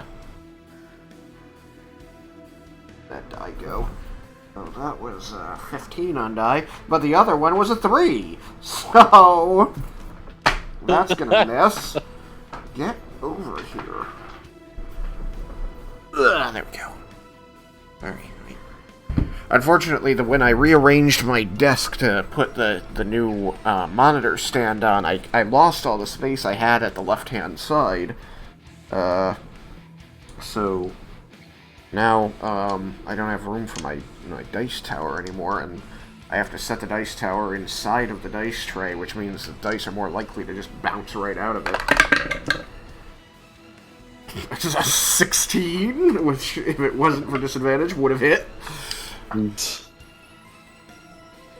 Third kick. Not 1. 4 kick. 16 again. Bite! 17. Wow, you're getting some, like... It's all single digit. I'm rolling 3s, 4s, and 5s constantly. Thank God. Thanks, Cord. Son of a bitch, Cord. 5, 10, 15, 20, 25. Alright, 19. Counting on you. Okay, alright. There we go. 27 to hit. Yeah, you finally made it. 10 points magical slashing damage, and make a Constitution saving throw. Alright. 20. 20. You make it. I need to pull Jebble aside for a moment. Oh no, Jebble's gonna become a zombie and Just kill me. for a moment. Jebble. Yep. You're coming with me. So, as you lose consciousness as the zombie strikes you down with its headless barrage and manages to connect with those 2 attacks, you notice that while everything immediately goes dark as you squeak out, with your dying breath, "Avenge me," to Raiken, it very quickly becomes brilliant again, and you find yourself in the same place you left, or seemingly so. You see this battlefield around you, covered in the same eerie fog, but there's a new quality to it this time. You can't necessarily see anything of the like, but you know that creepy, hairs on the back of your neck standing on end feeling when you go into, like, a darkened basement with cobwebs hanging from, like, the corners of the ceiling? I'm gonna say yes. Okay. You feel that as you stand in this place, and as you look down at your feet, you can see this shadowy form on the ground, somewhat indistinct, not solid, like ethereal, ephemeral, and you recognize, because of your proximity to it, that it is you. Oh, that's not good. Yes. So, mechanically, normally, after you go to 0 HP, on your following turns, you make death saving throws. Yep. That's not happening. Something has gone on, and you feel it has to do with the magic you failed to save against earlier, that has shunted you straight past bleeding out and into death. Dun, dun, dun. That's not good either. No. But you feel like you are in a place where you are not currently you, your form that you inhabit, your spirit, your soul, however you want to think about it, is not in immediate danger. And you can still see, though difficult, as though you're looking through a curtain, events happening where your body is. You can see the shadows of the zombies that were around you when you fell. You can see this glowing shadow that seems to represent Raiken as he fights these creatures. And there's this quiet coolness running through the place. Okay? How far away are the other survivors? Mhm. They were far enough away. Are they glowing too? Yes. Can I see that? Yeah. They have a. It's not like a brilliant light, like a torch glowing. It's like a soft light, almost like just at the center of their shadowy form, like a ghost, in some animations. This hollow shadow of a form with a little beak in its chest. Did you tell me if the zombies were glowing or not? They are not. They're not. Okay. I can put 2 and 2 together. They look quite like your body in the way that they are just shadows. I also am telling you this because I imagine Raiken, if it comes to his turn again, is going to try and use healing on you, which normally when you're in death saving throws gets you back up. Yeah. That's not going to work. Because you're not in death saving throws. I'm in death. You're in death. But there is reasons for all of this. Most of the explanation is magic, and your character is smart enough to realize that. There is a way out of it. Okay? Does the fog seem different now? Yes, the fog has a different quality because you feel like you're not seeing the fog of the world you just left. You feel like you're seeing fog belonging to someplace different. Someplace that is fundamentally different from your world. Okay. It's more of a mist. Like, that was a heavy, dense, all-consuming fog. This is an eerie mist that stays low and close to the ground, not billowing up and engulfing you, like where you just left. So is my visibility better here? Yes. But your ability to see things going on with your friends is that they're these shades with beacons in their chest. Okay. Alright. I might pull you back in here on your turn if we come to that. But that's all I have to say for now, and I just want to make sure that all of that makes sense. Yeah. Okay. Okay. If you have any other questions, ask me. Not at the moment, no. Okay. And we'll come back on your turn, probably. I'm sending you back. Okay.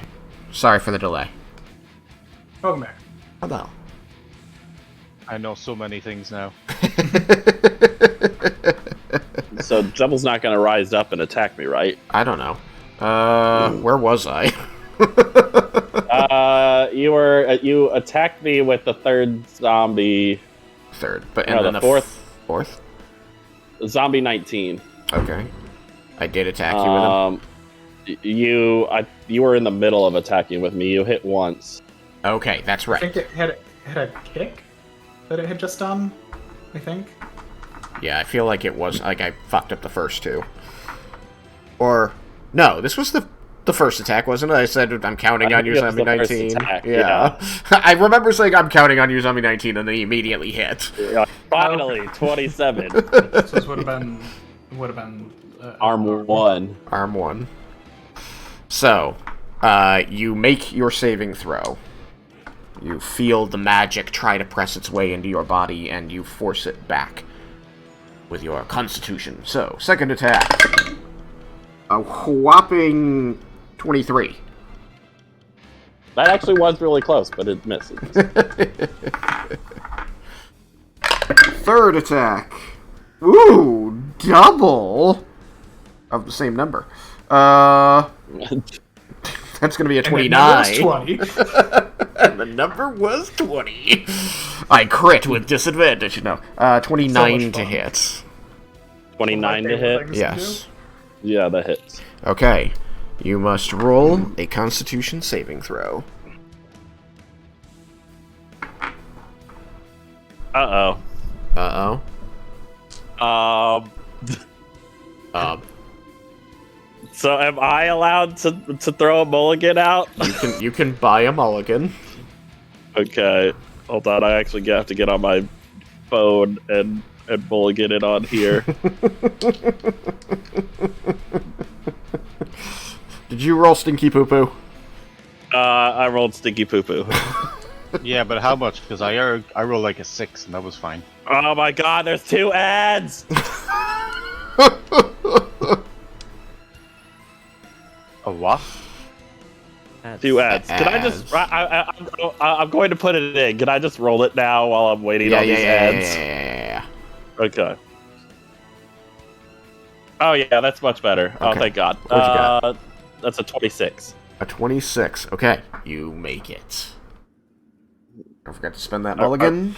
And I really want to know if a 14 would have missed. okay, so I think it has 1 foot attack left.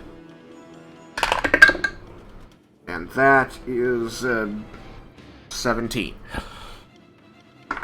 Okay, that'll miss. All right. I am Bitey! mulligan. Submit. There we go. That bite is a whopping 16. So that's gonna miss. Yes. Alright. Now, this thing is... Did Cameron put a mulligan for somebody? Did he?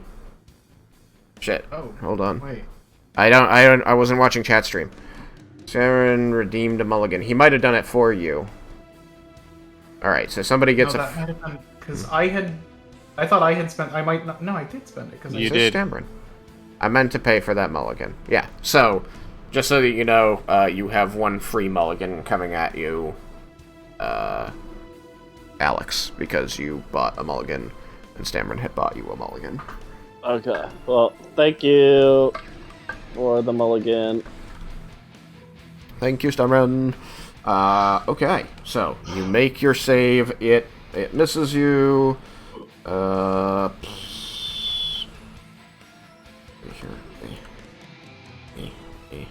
think they're just closer. I think these guys are gonna start getting chewed up. No, zombies come after me, please. Yeah, the 2 that are standing, the other group is much closer. Yeah. Damn.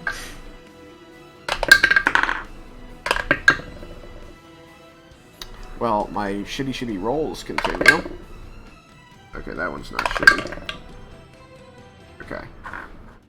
So, we're going to pop over here. Alright. This one is going to go this way. And it's going to roll its attacks. This. It hit. So, this person also going to take some damage. And then this thing, which only has its head, can't move. Okay. So it's going to try and bite.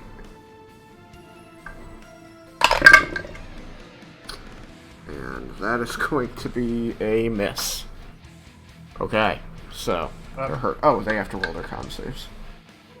I think I should just assume that they succeed. They seem very sturdy. Constituted. Well, luckily they do succeed without assuming. Alright, so that is all of the zombies' turn. These guys just got bit up and attacked. I think that what's going to happen is these 2 are going to roll their attacks against legs. One is going to hit, the other one is not. One leg, this guy is going to move, he's going to attack of opportunity, which misses, lucky bastard. And he's going to make 2 attacks.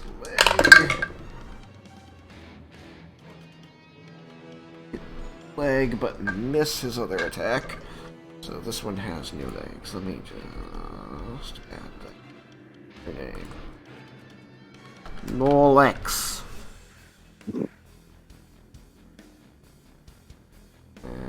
this one.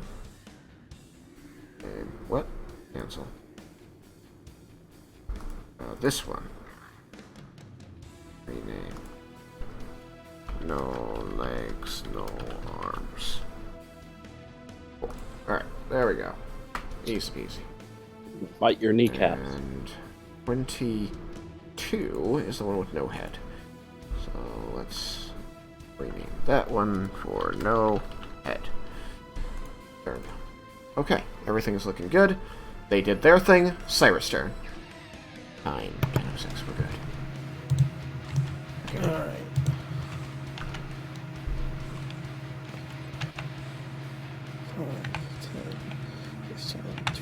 I guess Raiken at some point would telepath to everybody saying that Jebble is down. We're coming. Some of us, anyways. I'm surrounded. Am I close enough to hear the fighting?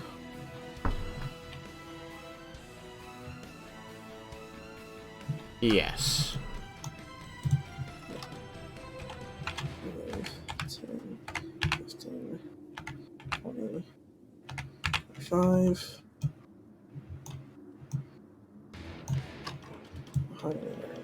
Let's get that to a real number.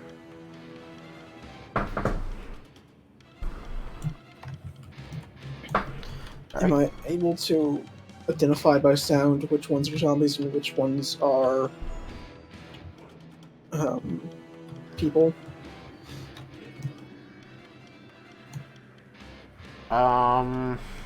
We're talking about something that's pretty far away. Let's check this measurement.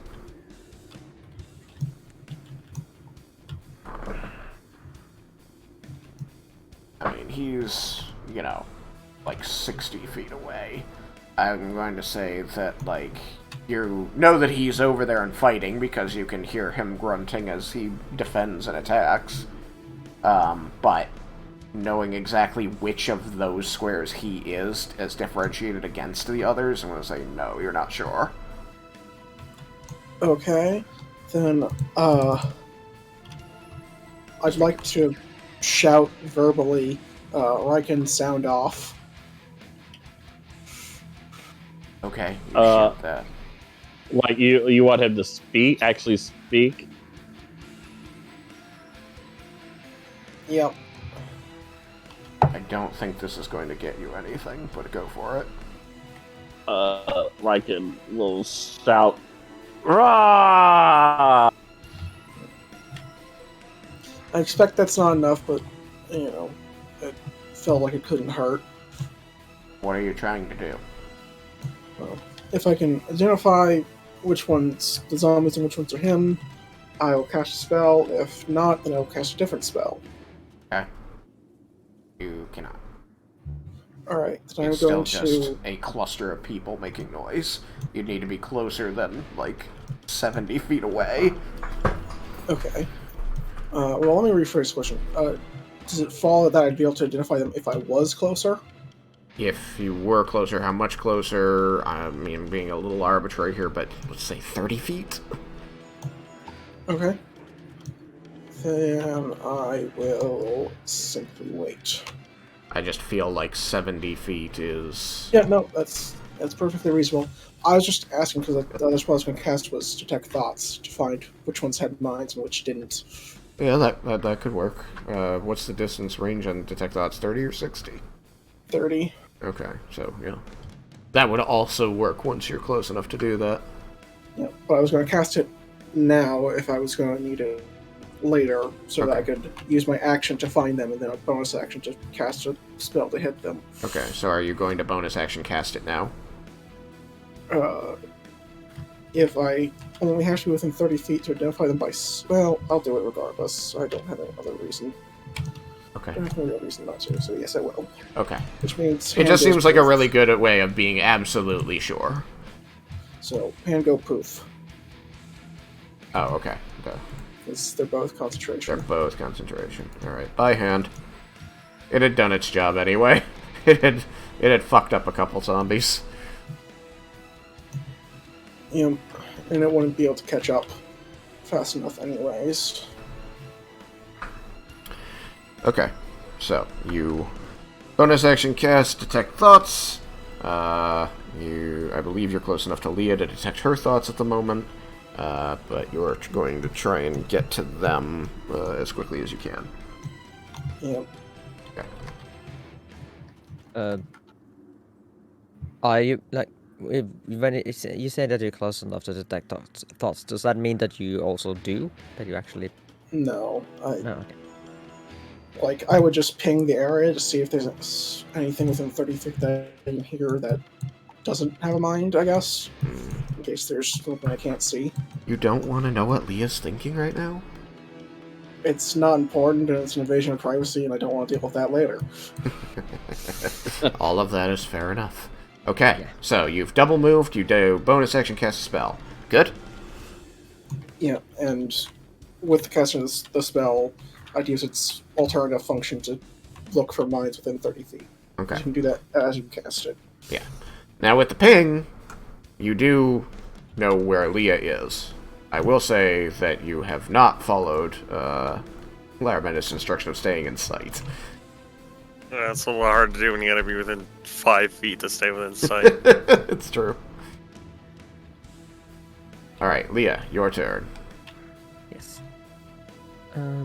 You heard Cyrus go by overhead and then shout into the fog for Raiken. Okay. Then I'm going to walk diagonally his direction. Okay, go for it. Because I heard since he was close by, I can tell he was walking to my right, right? Yeah, you know that Left side. he was heading southwest. Yeah, and I'm going southwest, as that's where he's heading. Yes. Uh, He flew right over you, so you know this. I have put up the grid, so hopefully that helps you.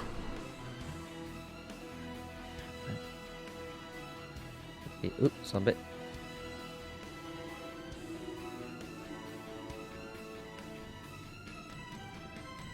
Hey there. Hmm? Fuck you.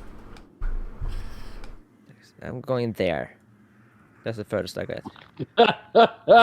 Gotcha. Say You fuck go you, there. because none of them are doing it. What you asked. I can see 30 feet, right? You can see 10 feet. I can see 10 feet. 10 feet. Yeah, Yeah, the the fog fog has is gotten much fine, worse. 10 feet is It's nothing. gotten to the point where my blind sense is how I see them. Yeah. So 12.5 from the center of your square. But yeah. That's it. It's like that? You're in a world That's of all I light. can see? Yeah, that's all you can see. Beyond that, Yes. it's just fog. Okay, so I'm here now. I still don't see shit. No, but you are much closer to the zombies. You are 35 feet away from the zombies, so...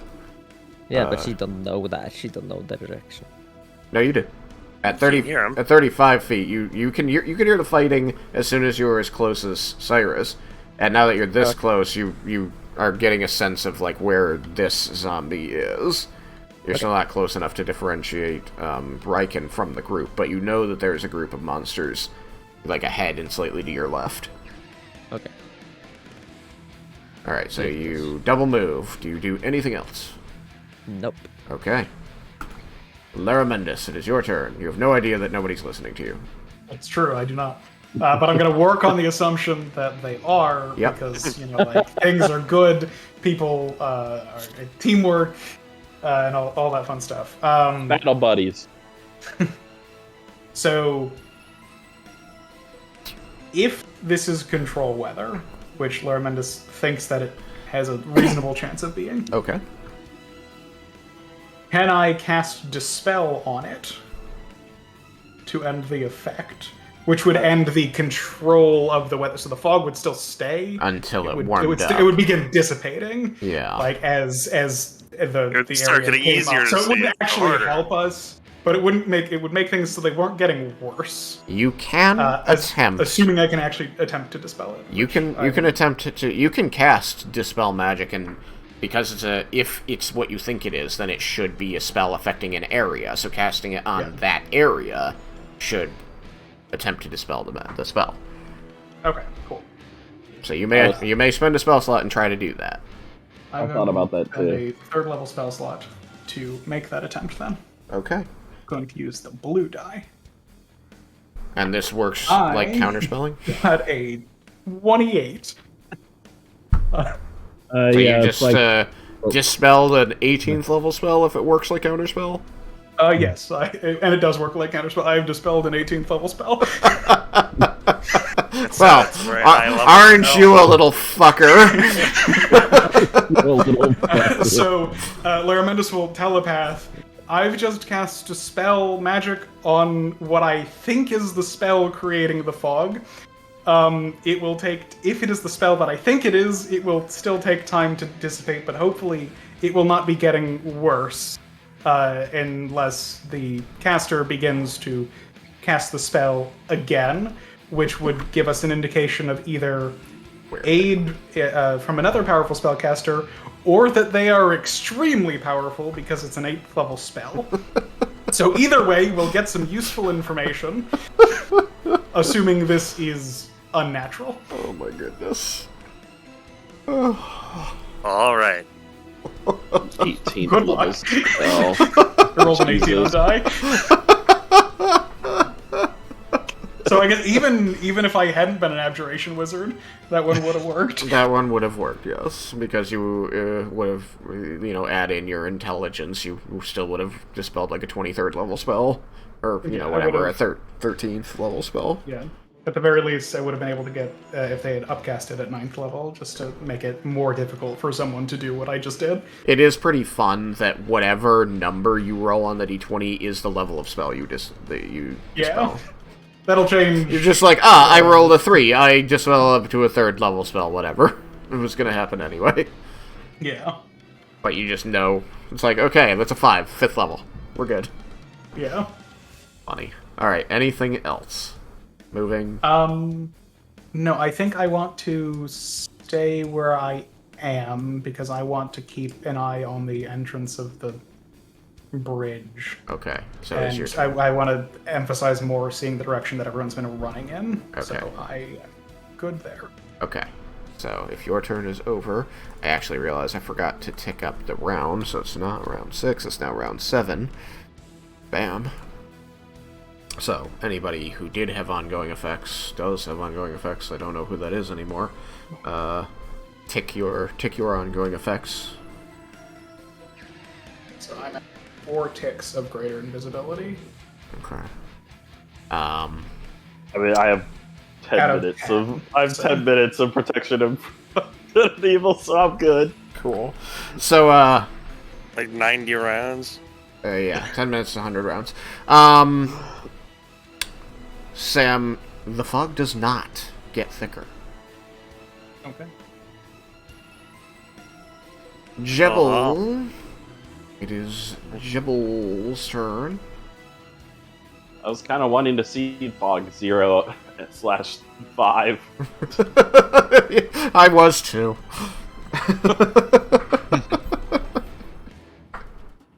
You can't hit the things right in front of you. Rolled poorly. I could have rolled a 7, which would have been very disappointing. Too bad you didn't do that before. I needed to decide that it was magic in a way that I could get rid of, which warranted the action to make the check. Yeah, but it's thick enough now that it might as well be 0/5. It could always be worse. Never underestimate the power of worse.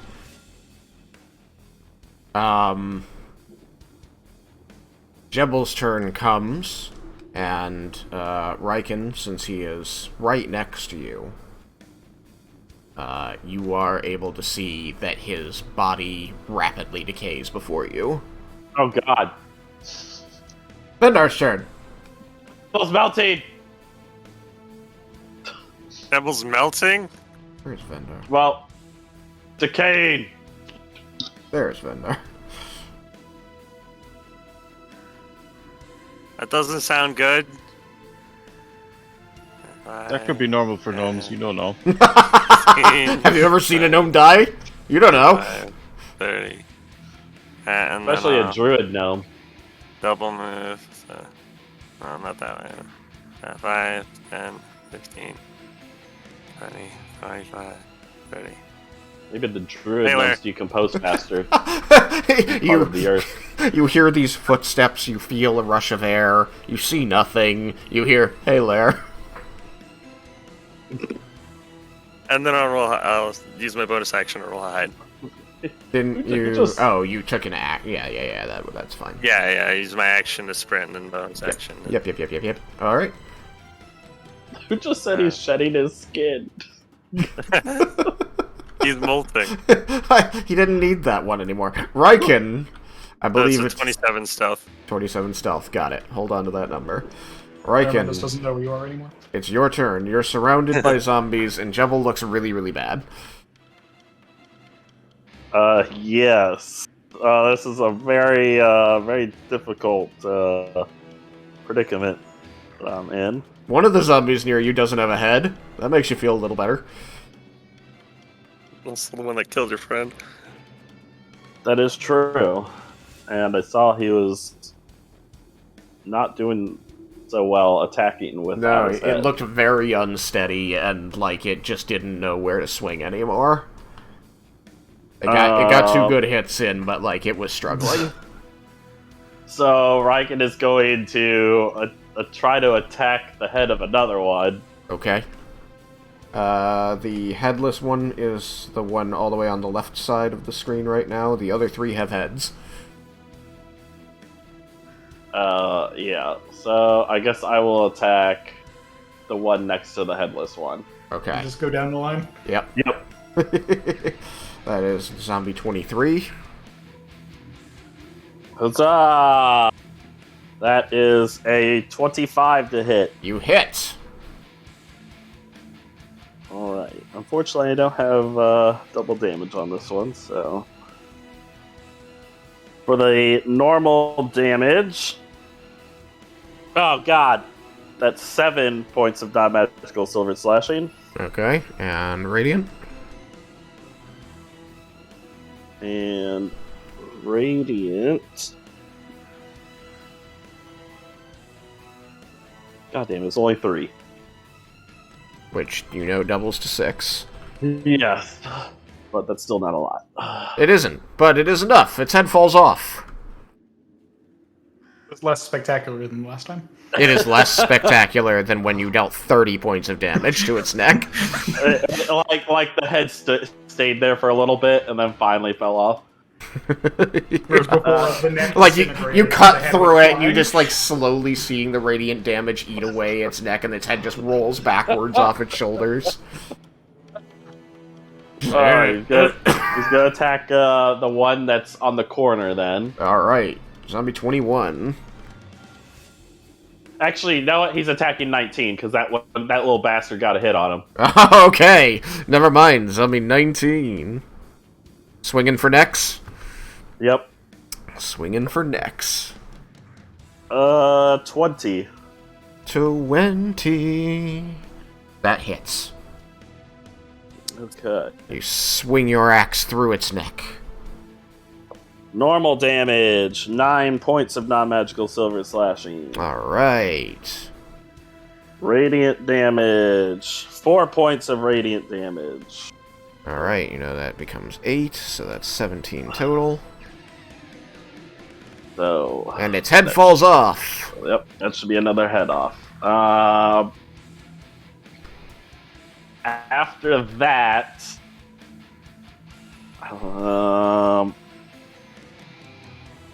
he is go. Well, I don't know. I don't know if I want to try to pick up Jebble. He's decayed. They're never gonna be able to hit you. Yes, they'll still be able to opportunity Zombies attack. without heads They're make an just opportunity gnats attack? now. No, because they can't see the enemy so there's only the target. one that would be able to do it. One can still try to hit me, but I'm also like, how decayed is it? Like, I'm afraid if I pick him up, he's just gonna fall apart. He It's not looks that. He looks a lot like the condition of his body is very similar to the condition of the bodies you're fighting. Raiken's gonna try to. Well, or actually, am I able to pick him up, or is that more like an action type thing? So I have to wait until next round. He's very small, and you're very big. Normally it's an action, but if you tell me something cool about how you do it, I can make it, say, a bonus action.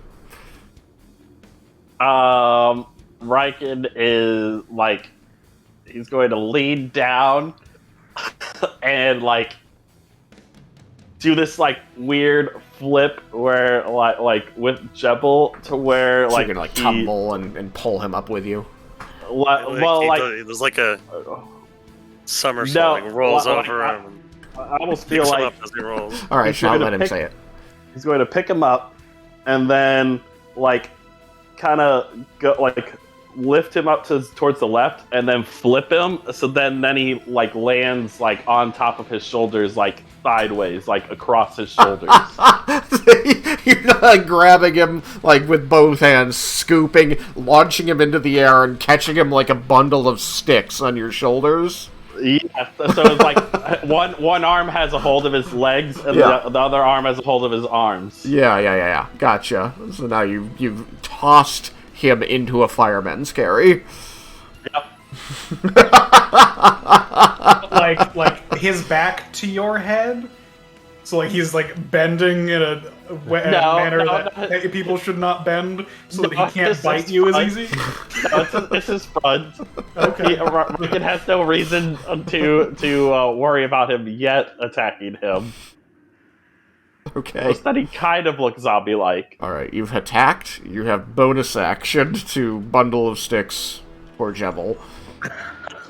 What will you do now? He's gonna be like, "We're gonna get out of here, good buddy," and he's gonna try to haul to the west. You're gonna try and haul all Not the north, ass. not west, not north. Yeah, north. Try back towards the bridge a little bit. Put no head into 23's name. Put no head into 19's name. Okay. Yeah. Alright, so you're gonna start hauling ass. You got 30 move speed, right? 5, Yes. 10, 15, 20, 25, 30. Yep. Alright. The 3 guys with no heads seem to be aware that you've moved and cannot attack you because they can't see you. You just sort of see them, like, flail in place really ineffectually. If they weren't so deadly, it would be funny. That's true. The last guy, however, who you left a head on, is going to take a swing with disadvantage and score a 15. He misses. Yeah, skate. I just keep rolling nothing but single digits. Okay. I believe that is you. I think that's all you got. Yes, that is all I have. Okay. Just so you know, Leah. Yeah. You hear Raiken shout, "I'm gonna get us out of here, good buddy," and then you hear him stomping toward you. Okay. I can't do anything, it's not my turn, innit? No, but I'm just letting you know that you know that he's about 15 feet away from you right now. Raiken, I'm here. Leah, retreat a little bit. The zombies are coming. The zombies are I don't wanna coming! be here. I don't want to be here. I don't want to lose you either. Yeah, no, I said what I could. I said something last time as well, so I think I'm reaching the point, the point of Well, talking. we're all In telepathy. Yeah. connected, yeah. Oh, yeah. That's right. At this point, Leah, you can hear the other people on the battlefield that Raiken talked about earlier. And you hear them shouting to each other, "Remove the limbs! Get that one! It's still got an arm! Make it so they can't attack!"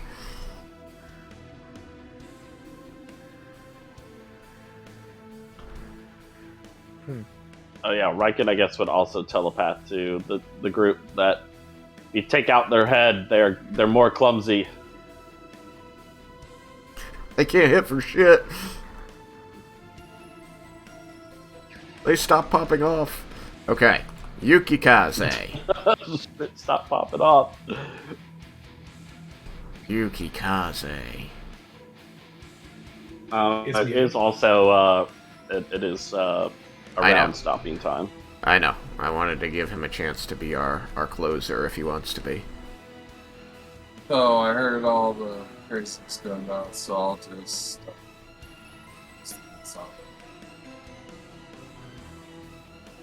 Something about the zombie. What? I am going to.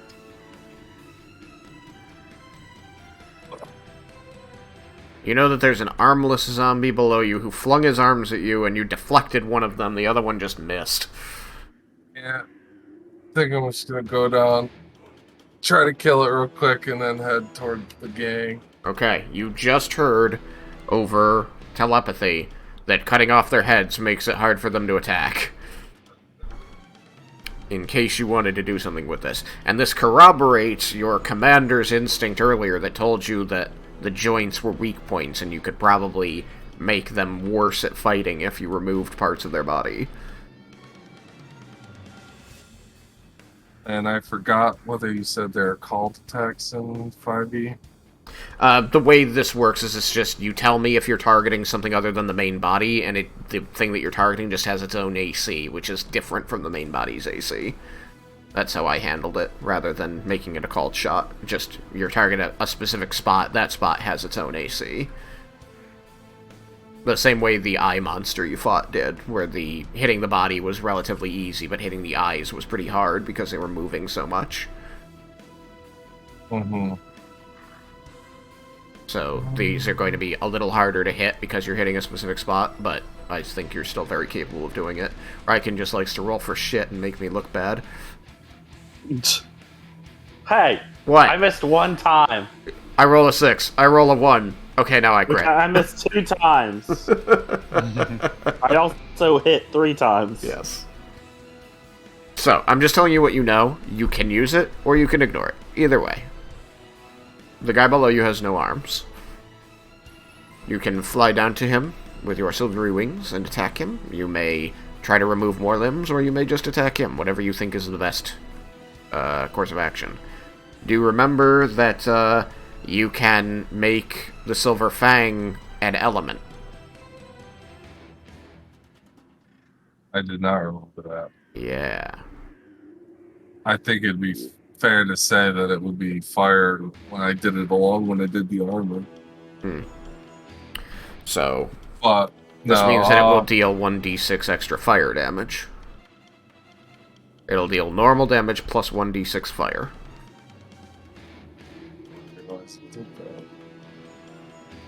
I remember. And you're able to change it. I think it's...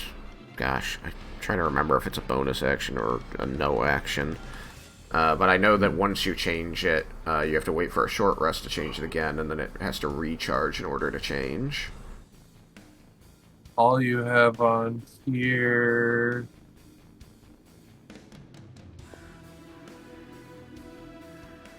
Oh, shit. Homebrew. My homebrew creation. Oh, no. There we go. Okay, let's see here. It should be called Silver Fang Complete Set. Just make sure that you're looking at that in your inventory. Oh no, it's looking at Silver Fang. So I see you put attuning this weapon gives +1 magic bonus. Right. But reading off the wrong item doesn't help. You need to be reading the one that says Silver Fang Complete Set. Complete. And then what shape does it take? Battle axe, javelin, lance, longsword, rapier, scimitar, spear, warhammer. Probably scimitar right now. Scimitar? Just remember that you usually use longswords, and you can absolutely make it a longsword. Yeah, no, that's a longsword then. Okay. Alright, so, as a longsword, attuning this weapon grants a +3 magic bonus to hit and damage rolls with this weapon. Action. Imbue Draconic Element. Hits with this weapon deal an additional 1d6 of a selected element. Fire, cold, lightning, acid, poison. But it does take an action to turn it on. Okay. Well, I won't worry about that then right now. Okay. I'll need to read that. Yeah. Um. So once it became the complete set, you gained two major things. One was that it gained the ability to change form to whatever you want to fight with at the time. And then it gained the ability to turn dragons. Yeah. So I'm gonna fly down and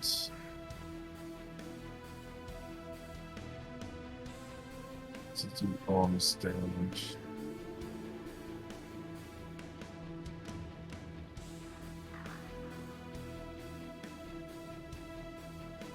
Sorry, I'm getting really tired. I apologize. Fine. That's why this is the last turn.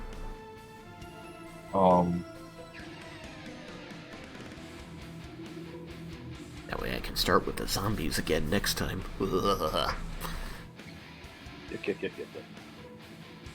Yeah, so I'm just gonna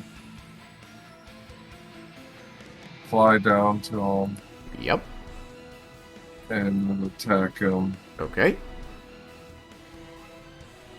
I'm also gonna use a maneuver, trip attack on him. Okay. Cool. So, make a sword attack, and he will make a strength saving throw.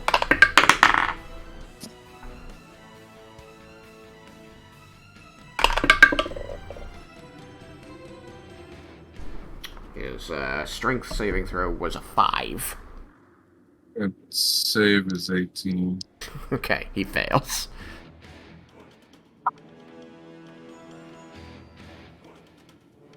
So you knock him down. How much damage do you, or rather, sorry, you had to roll to hit, but like you were gonna hit, right? I rolled a 20, or Yeah, no, a 30. you hit. You hit. How much damage do you deal? Calculating. What's my D10? 6. So that's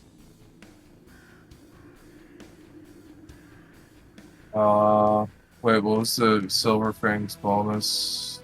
Plus 3 magic. So I rolled So it's your strength plus 3, and 16, plus your 16 plus whatever the extra thing is. the extra thing. You mean the trip attack? No, I added that. No. Oh, you added that already, so it was just the plus 3 there, then? Yeah, so that would be 19 total with the plus 3. Right. And you had already added in your strength bonus, right? No. Okay, On top of that? Well, yeah, because when you hit, it's... The damage is the damage die plus your strength bonus, plus any magic that the weapon has. So, if you rolled a total of 16, then you still add your strength bonus and the magic bonus. Yeah. Well, wait. So it's normally 1d10 plus strength for a longsword. 1d8 plus strength? Whatever. One of the two. Well, yeah, the sheet has it on there. Right. So that's what you got the 16. No. Yeah, I added that in. Sorry. Okay. That was one of those things I was thinking was obvious that I didn't register that was the strength bonus. Okay, cool. So yeah. If it's just got your strength bonus in there and not the magic bonus, then it's 19.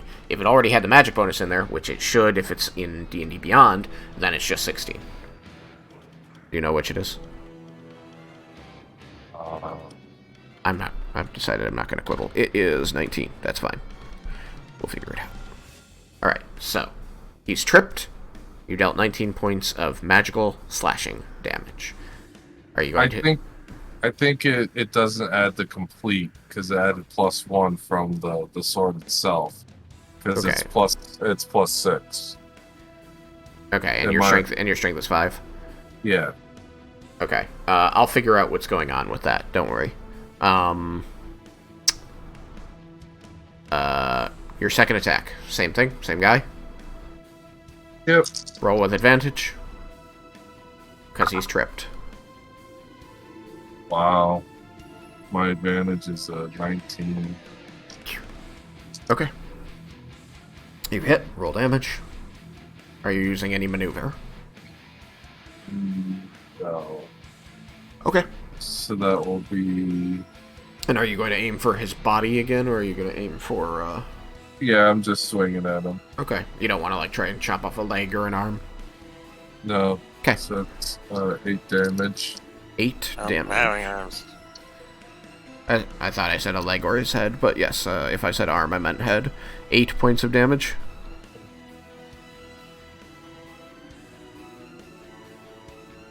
And third attack.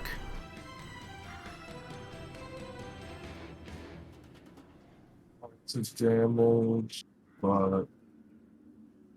No.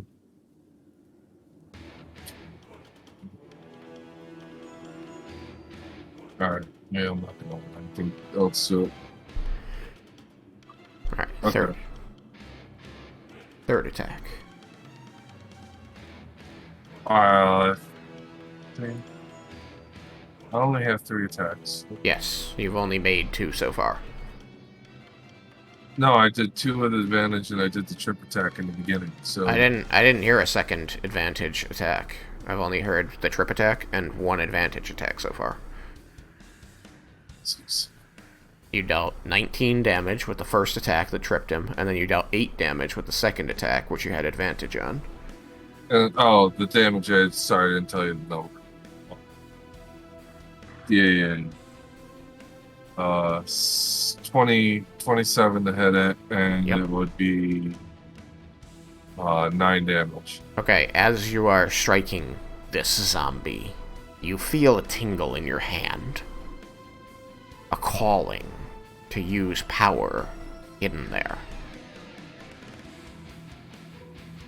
Giving me a freebie, yeah, I forgot I could do that. It's the smite.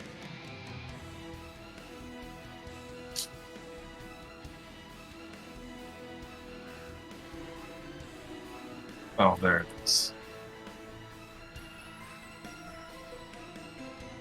So it takes away 1 charge. Mm-hmm.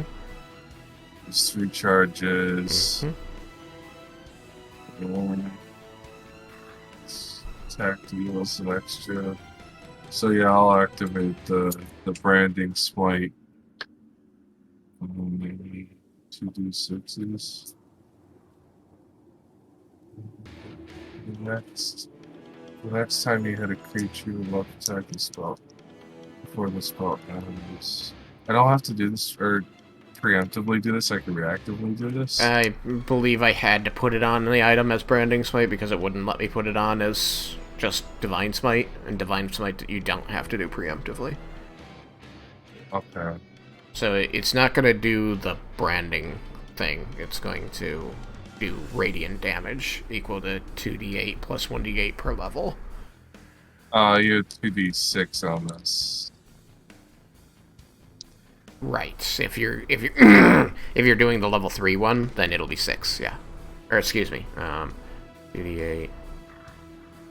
So the reason the thing says D6s is because Branding Smite, the spell, does D6s, but it's not Branding Smite Yeah. that you get. You get Divine Smite, which does D8s. Yeah. Oh, okay. Yeah. So you get you get 3 access to 3 levels, 1, 2, and 3. You get 1 of each. So you gotta tell me, are you gonna use level 1, level 2, or level 3? Difference is level 1 is 2d8 base, level 2 is 3d8 base, and level 3 is 4d8 base. I'll do the no, say the 3. I'll do the 2. Okay. So that's 3d8 base, and then because you're targeting an undead, it becomes 4d8s. Roll the 1 and the 1. Okay. And a 9 and a 6. Okay, so 18, Or no, 6 and a 6. 17. 6 and I a 6? 6 and a 6. 14. Not a problem. Alright, so 14 radiant damage. As you strike into this creature with the sword, with Silver Fang, and you activate this power in your hand, sending the Light of Bahamut down the blade and into the creature, you see that it is weak to radiant damage, and it takes double. 14 doubles to 28, which takes this thing to dead.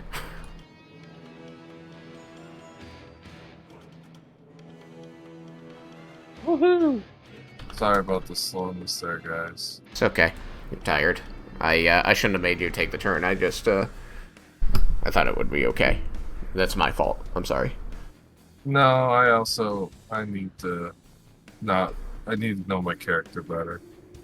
It's okay. Now you've gotten to do a couple cool things. You started with the trip, which was awesome, which gave you the advantage on everything else, which was great. And now you've used a smite. Unfortunately, I didn't put a good way of reminding you which one had been used, so we'll just remember that you used the level 2, so you still got level 1 and 3 left. But yeah, because of that, you were able to kill this thing in one round. If I have any movement, I'll move toward the end of the bridge. The end that the party's at, or the end with the city? End of the party's at. Okay. I believe that you moved 10. Yeah, So, 10 to go down. 15, 20, 25, 30... 15, 20, 25, 30, and you can still just be flying, like, at ground level, so you can still get the... I think. No, I'll say I landed. Alright, you landed, and you're walking, so there's 30. Alright, that's the end. Okay. Then, Day is that's it. done. You announced to the party that you killed a zombie and you're heading toward them? Yes. Okay. Then, that is where we are. Raiken has survived the zombie horde and is now running from it, taking Jebble, who fell to the zombie horde with him. He has learned that decapitating the zombies makes them a lot easier to fight, and he is telling Leah to flee with him. There are other warriors on the battlefield who have been shouting about removing limbs, which Leah has heard, and Raiken passed that information on. Lara is trying to keep command of the situation, keep the party supporting each other. It is an uphill battle, but As far as I know, I'm doing great. You have successfully been holding the bridge. Like, the people who are at the bridge have very handily been taking out all the zombies that appear here. So that's good. Yuki's been helping. Yuki, you're one of the people who's here. You can Yeah, just... You've been dealing with all the zombies on the bridge, Yeah. which is what we need to hold it, so that the people on the bridge don't become zombies. Yeah. Yuki did a great job. This body now gets to move here. Okay. And so we will pick up next time with the zombies' turn. And this might be their last turn. We don't know. They're really starting to dwindle. Running out of zombies. They're You guys, turning this around. stop killing my zombies. I don't know, you said 19, and I don't think we've killed 19 yet. There's 26. There's still 7 of them standing. It ain't nothing, but 3 of them don't have heads. Alright, we'll start with the zombies next time. Well done, everyone, for going through such a hard fight. Jebble, Yeah. good luck, soldier. The future is going to be interesting. But thank you for bearing with me. Well, we'll see that. I like Raiken? I like no legs, no arms zombie. Oh wait, that one's a zombie 26. What did Raiken just fight? What did Yuki just fight? Also zombie 26. What? No, remember that the one was a corpse that was on the ground? Yeah. It was not. Yeah, but it should have been written as 27. Alright, I'm going to bed, guys. You have a wonderful night. Night. Night. Right. What's this? The god of death. I don't want to go on the cart. It's very funny. I think it's great. Alright. Bye, stream. Nice. Goodbye. Bye.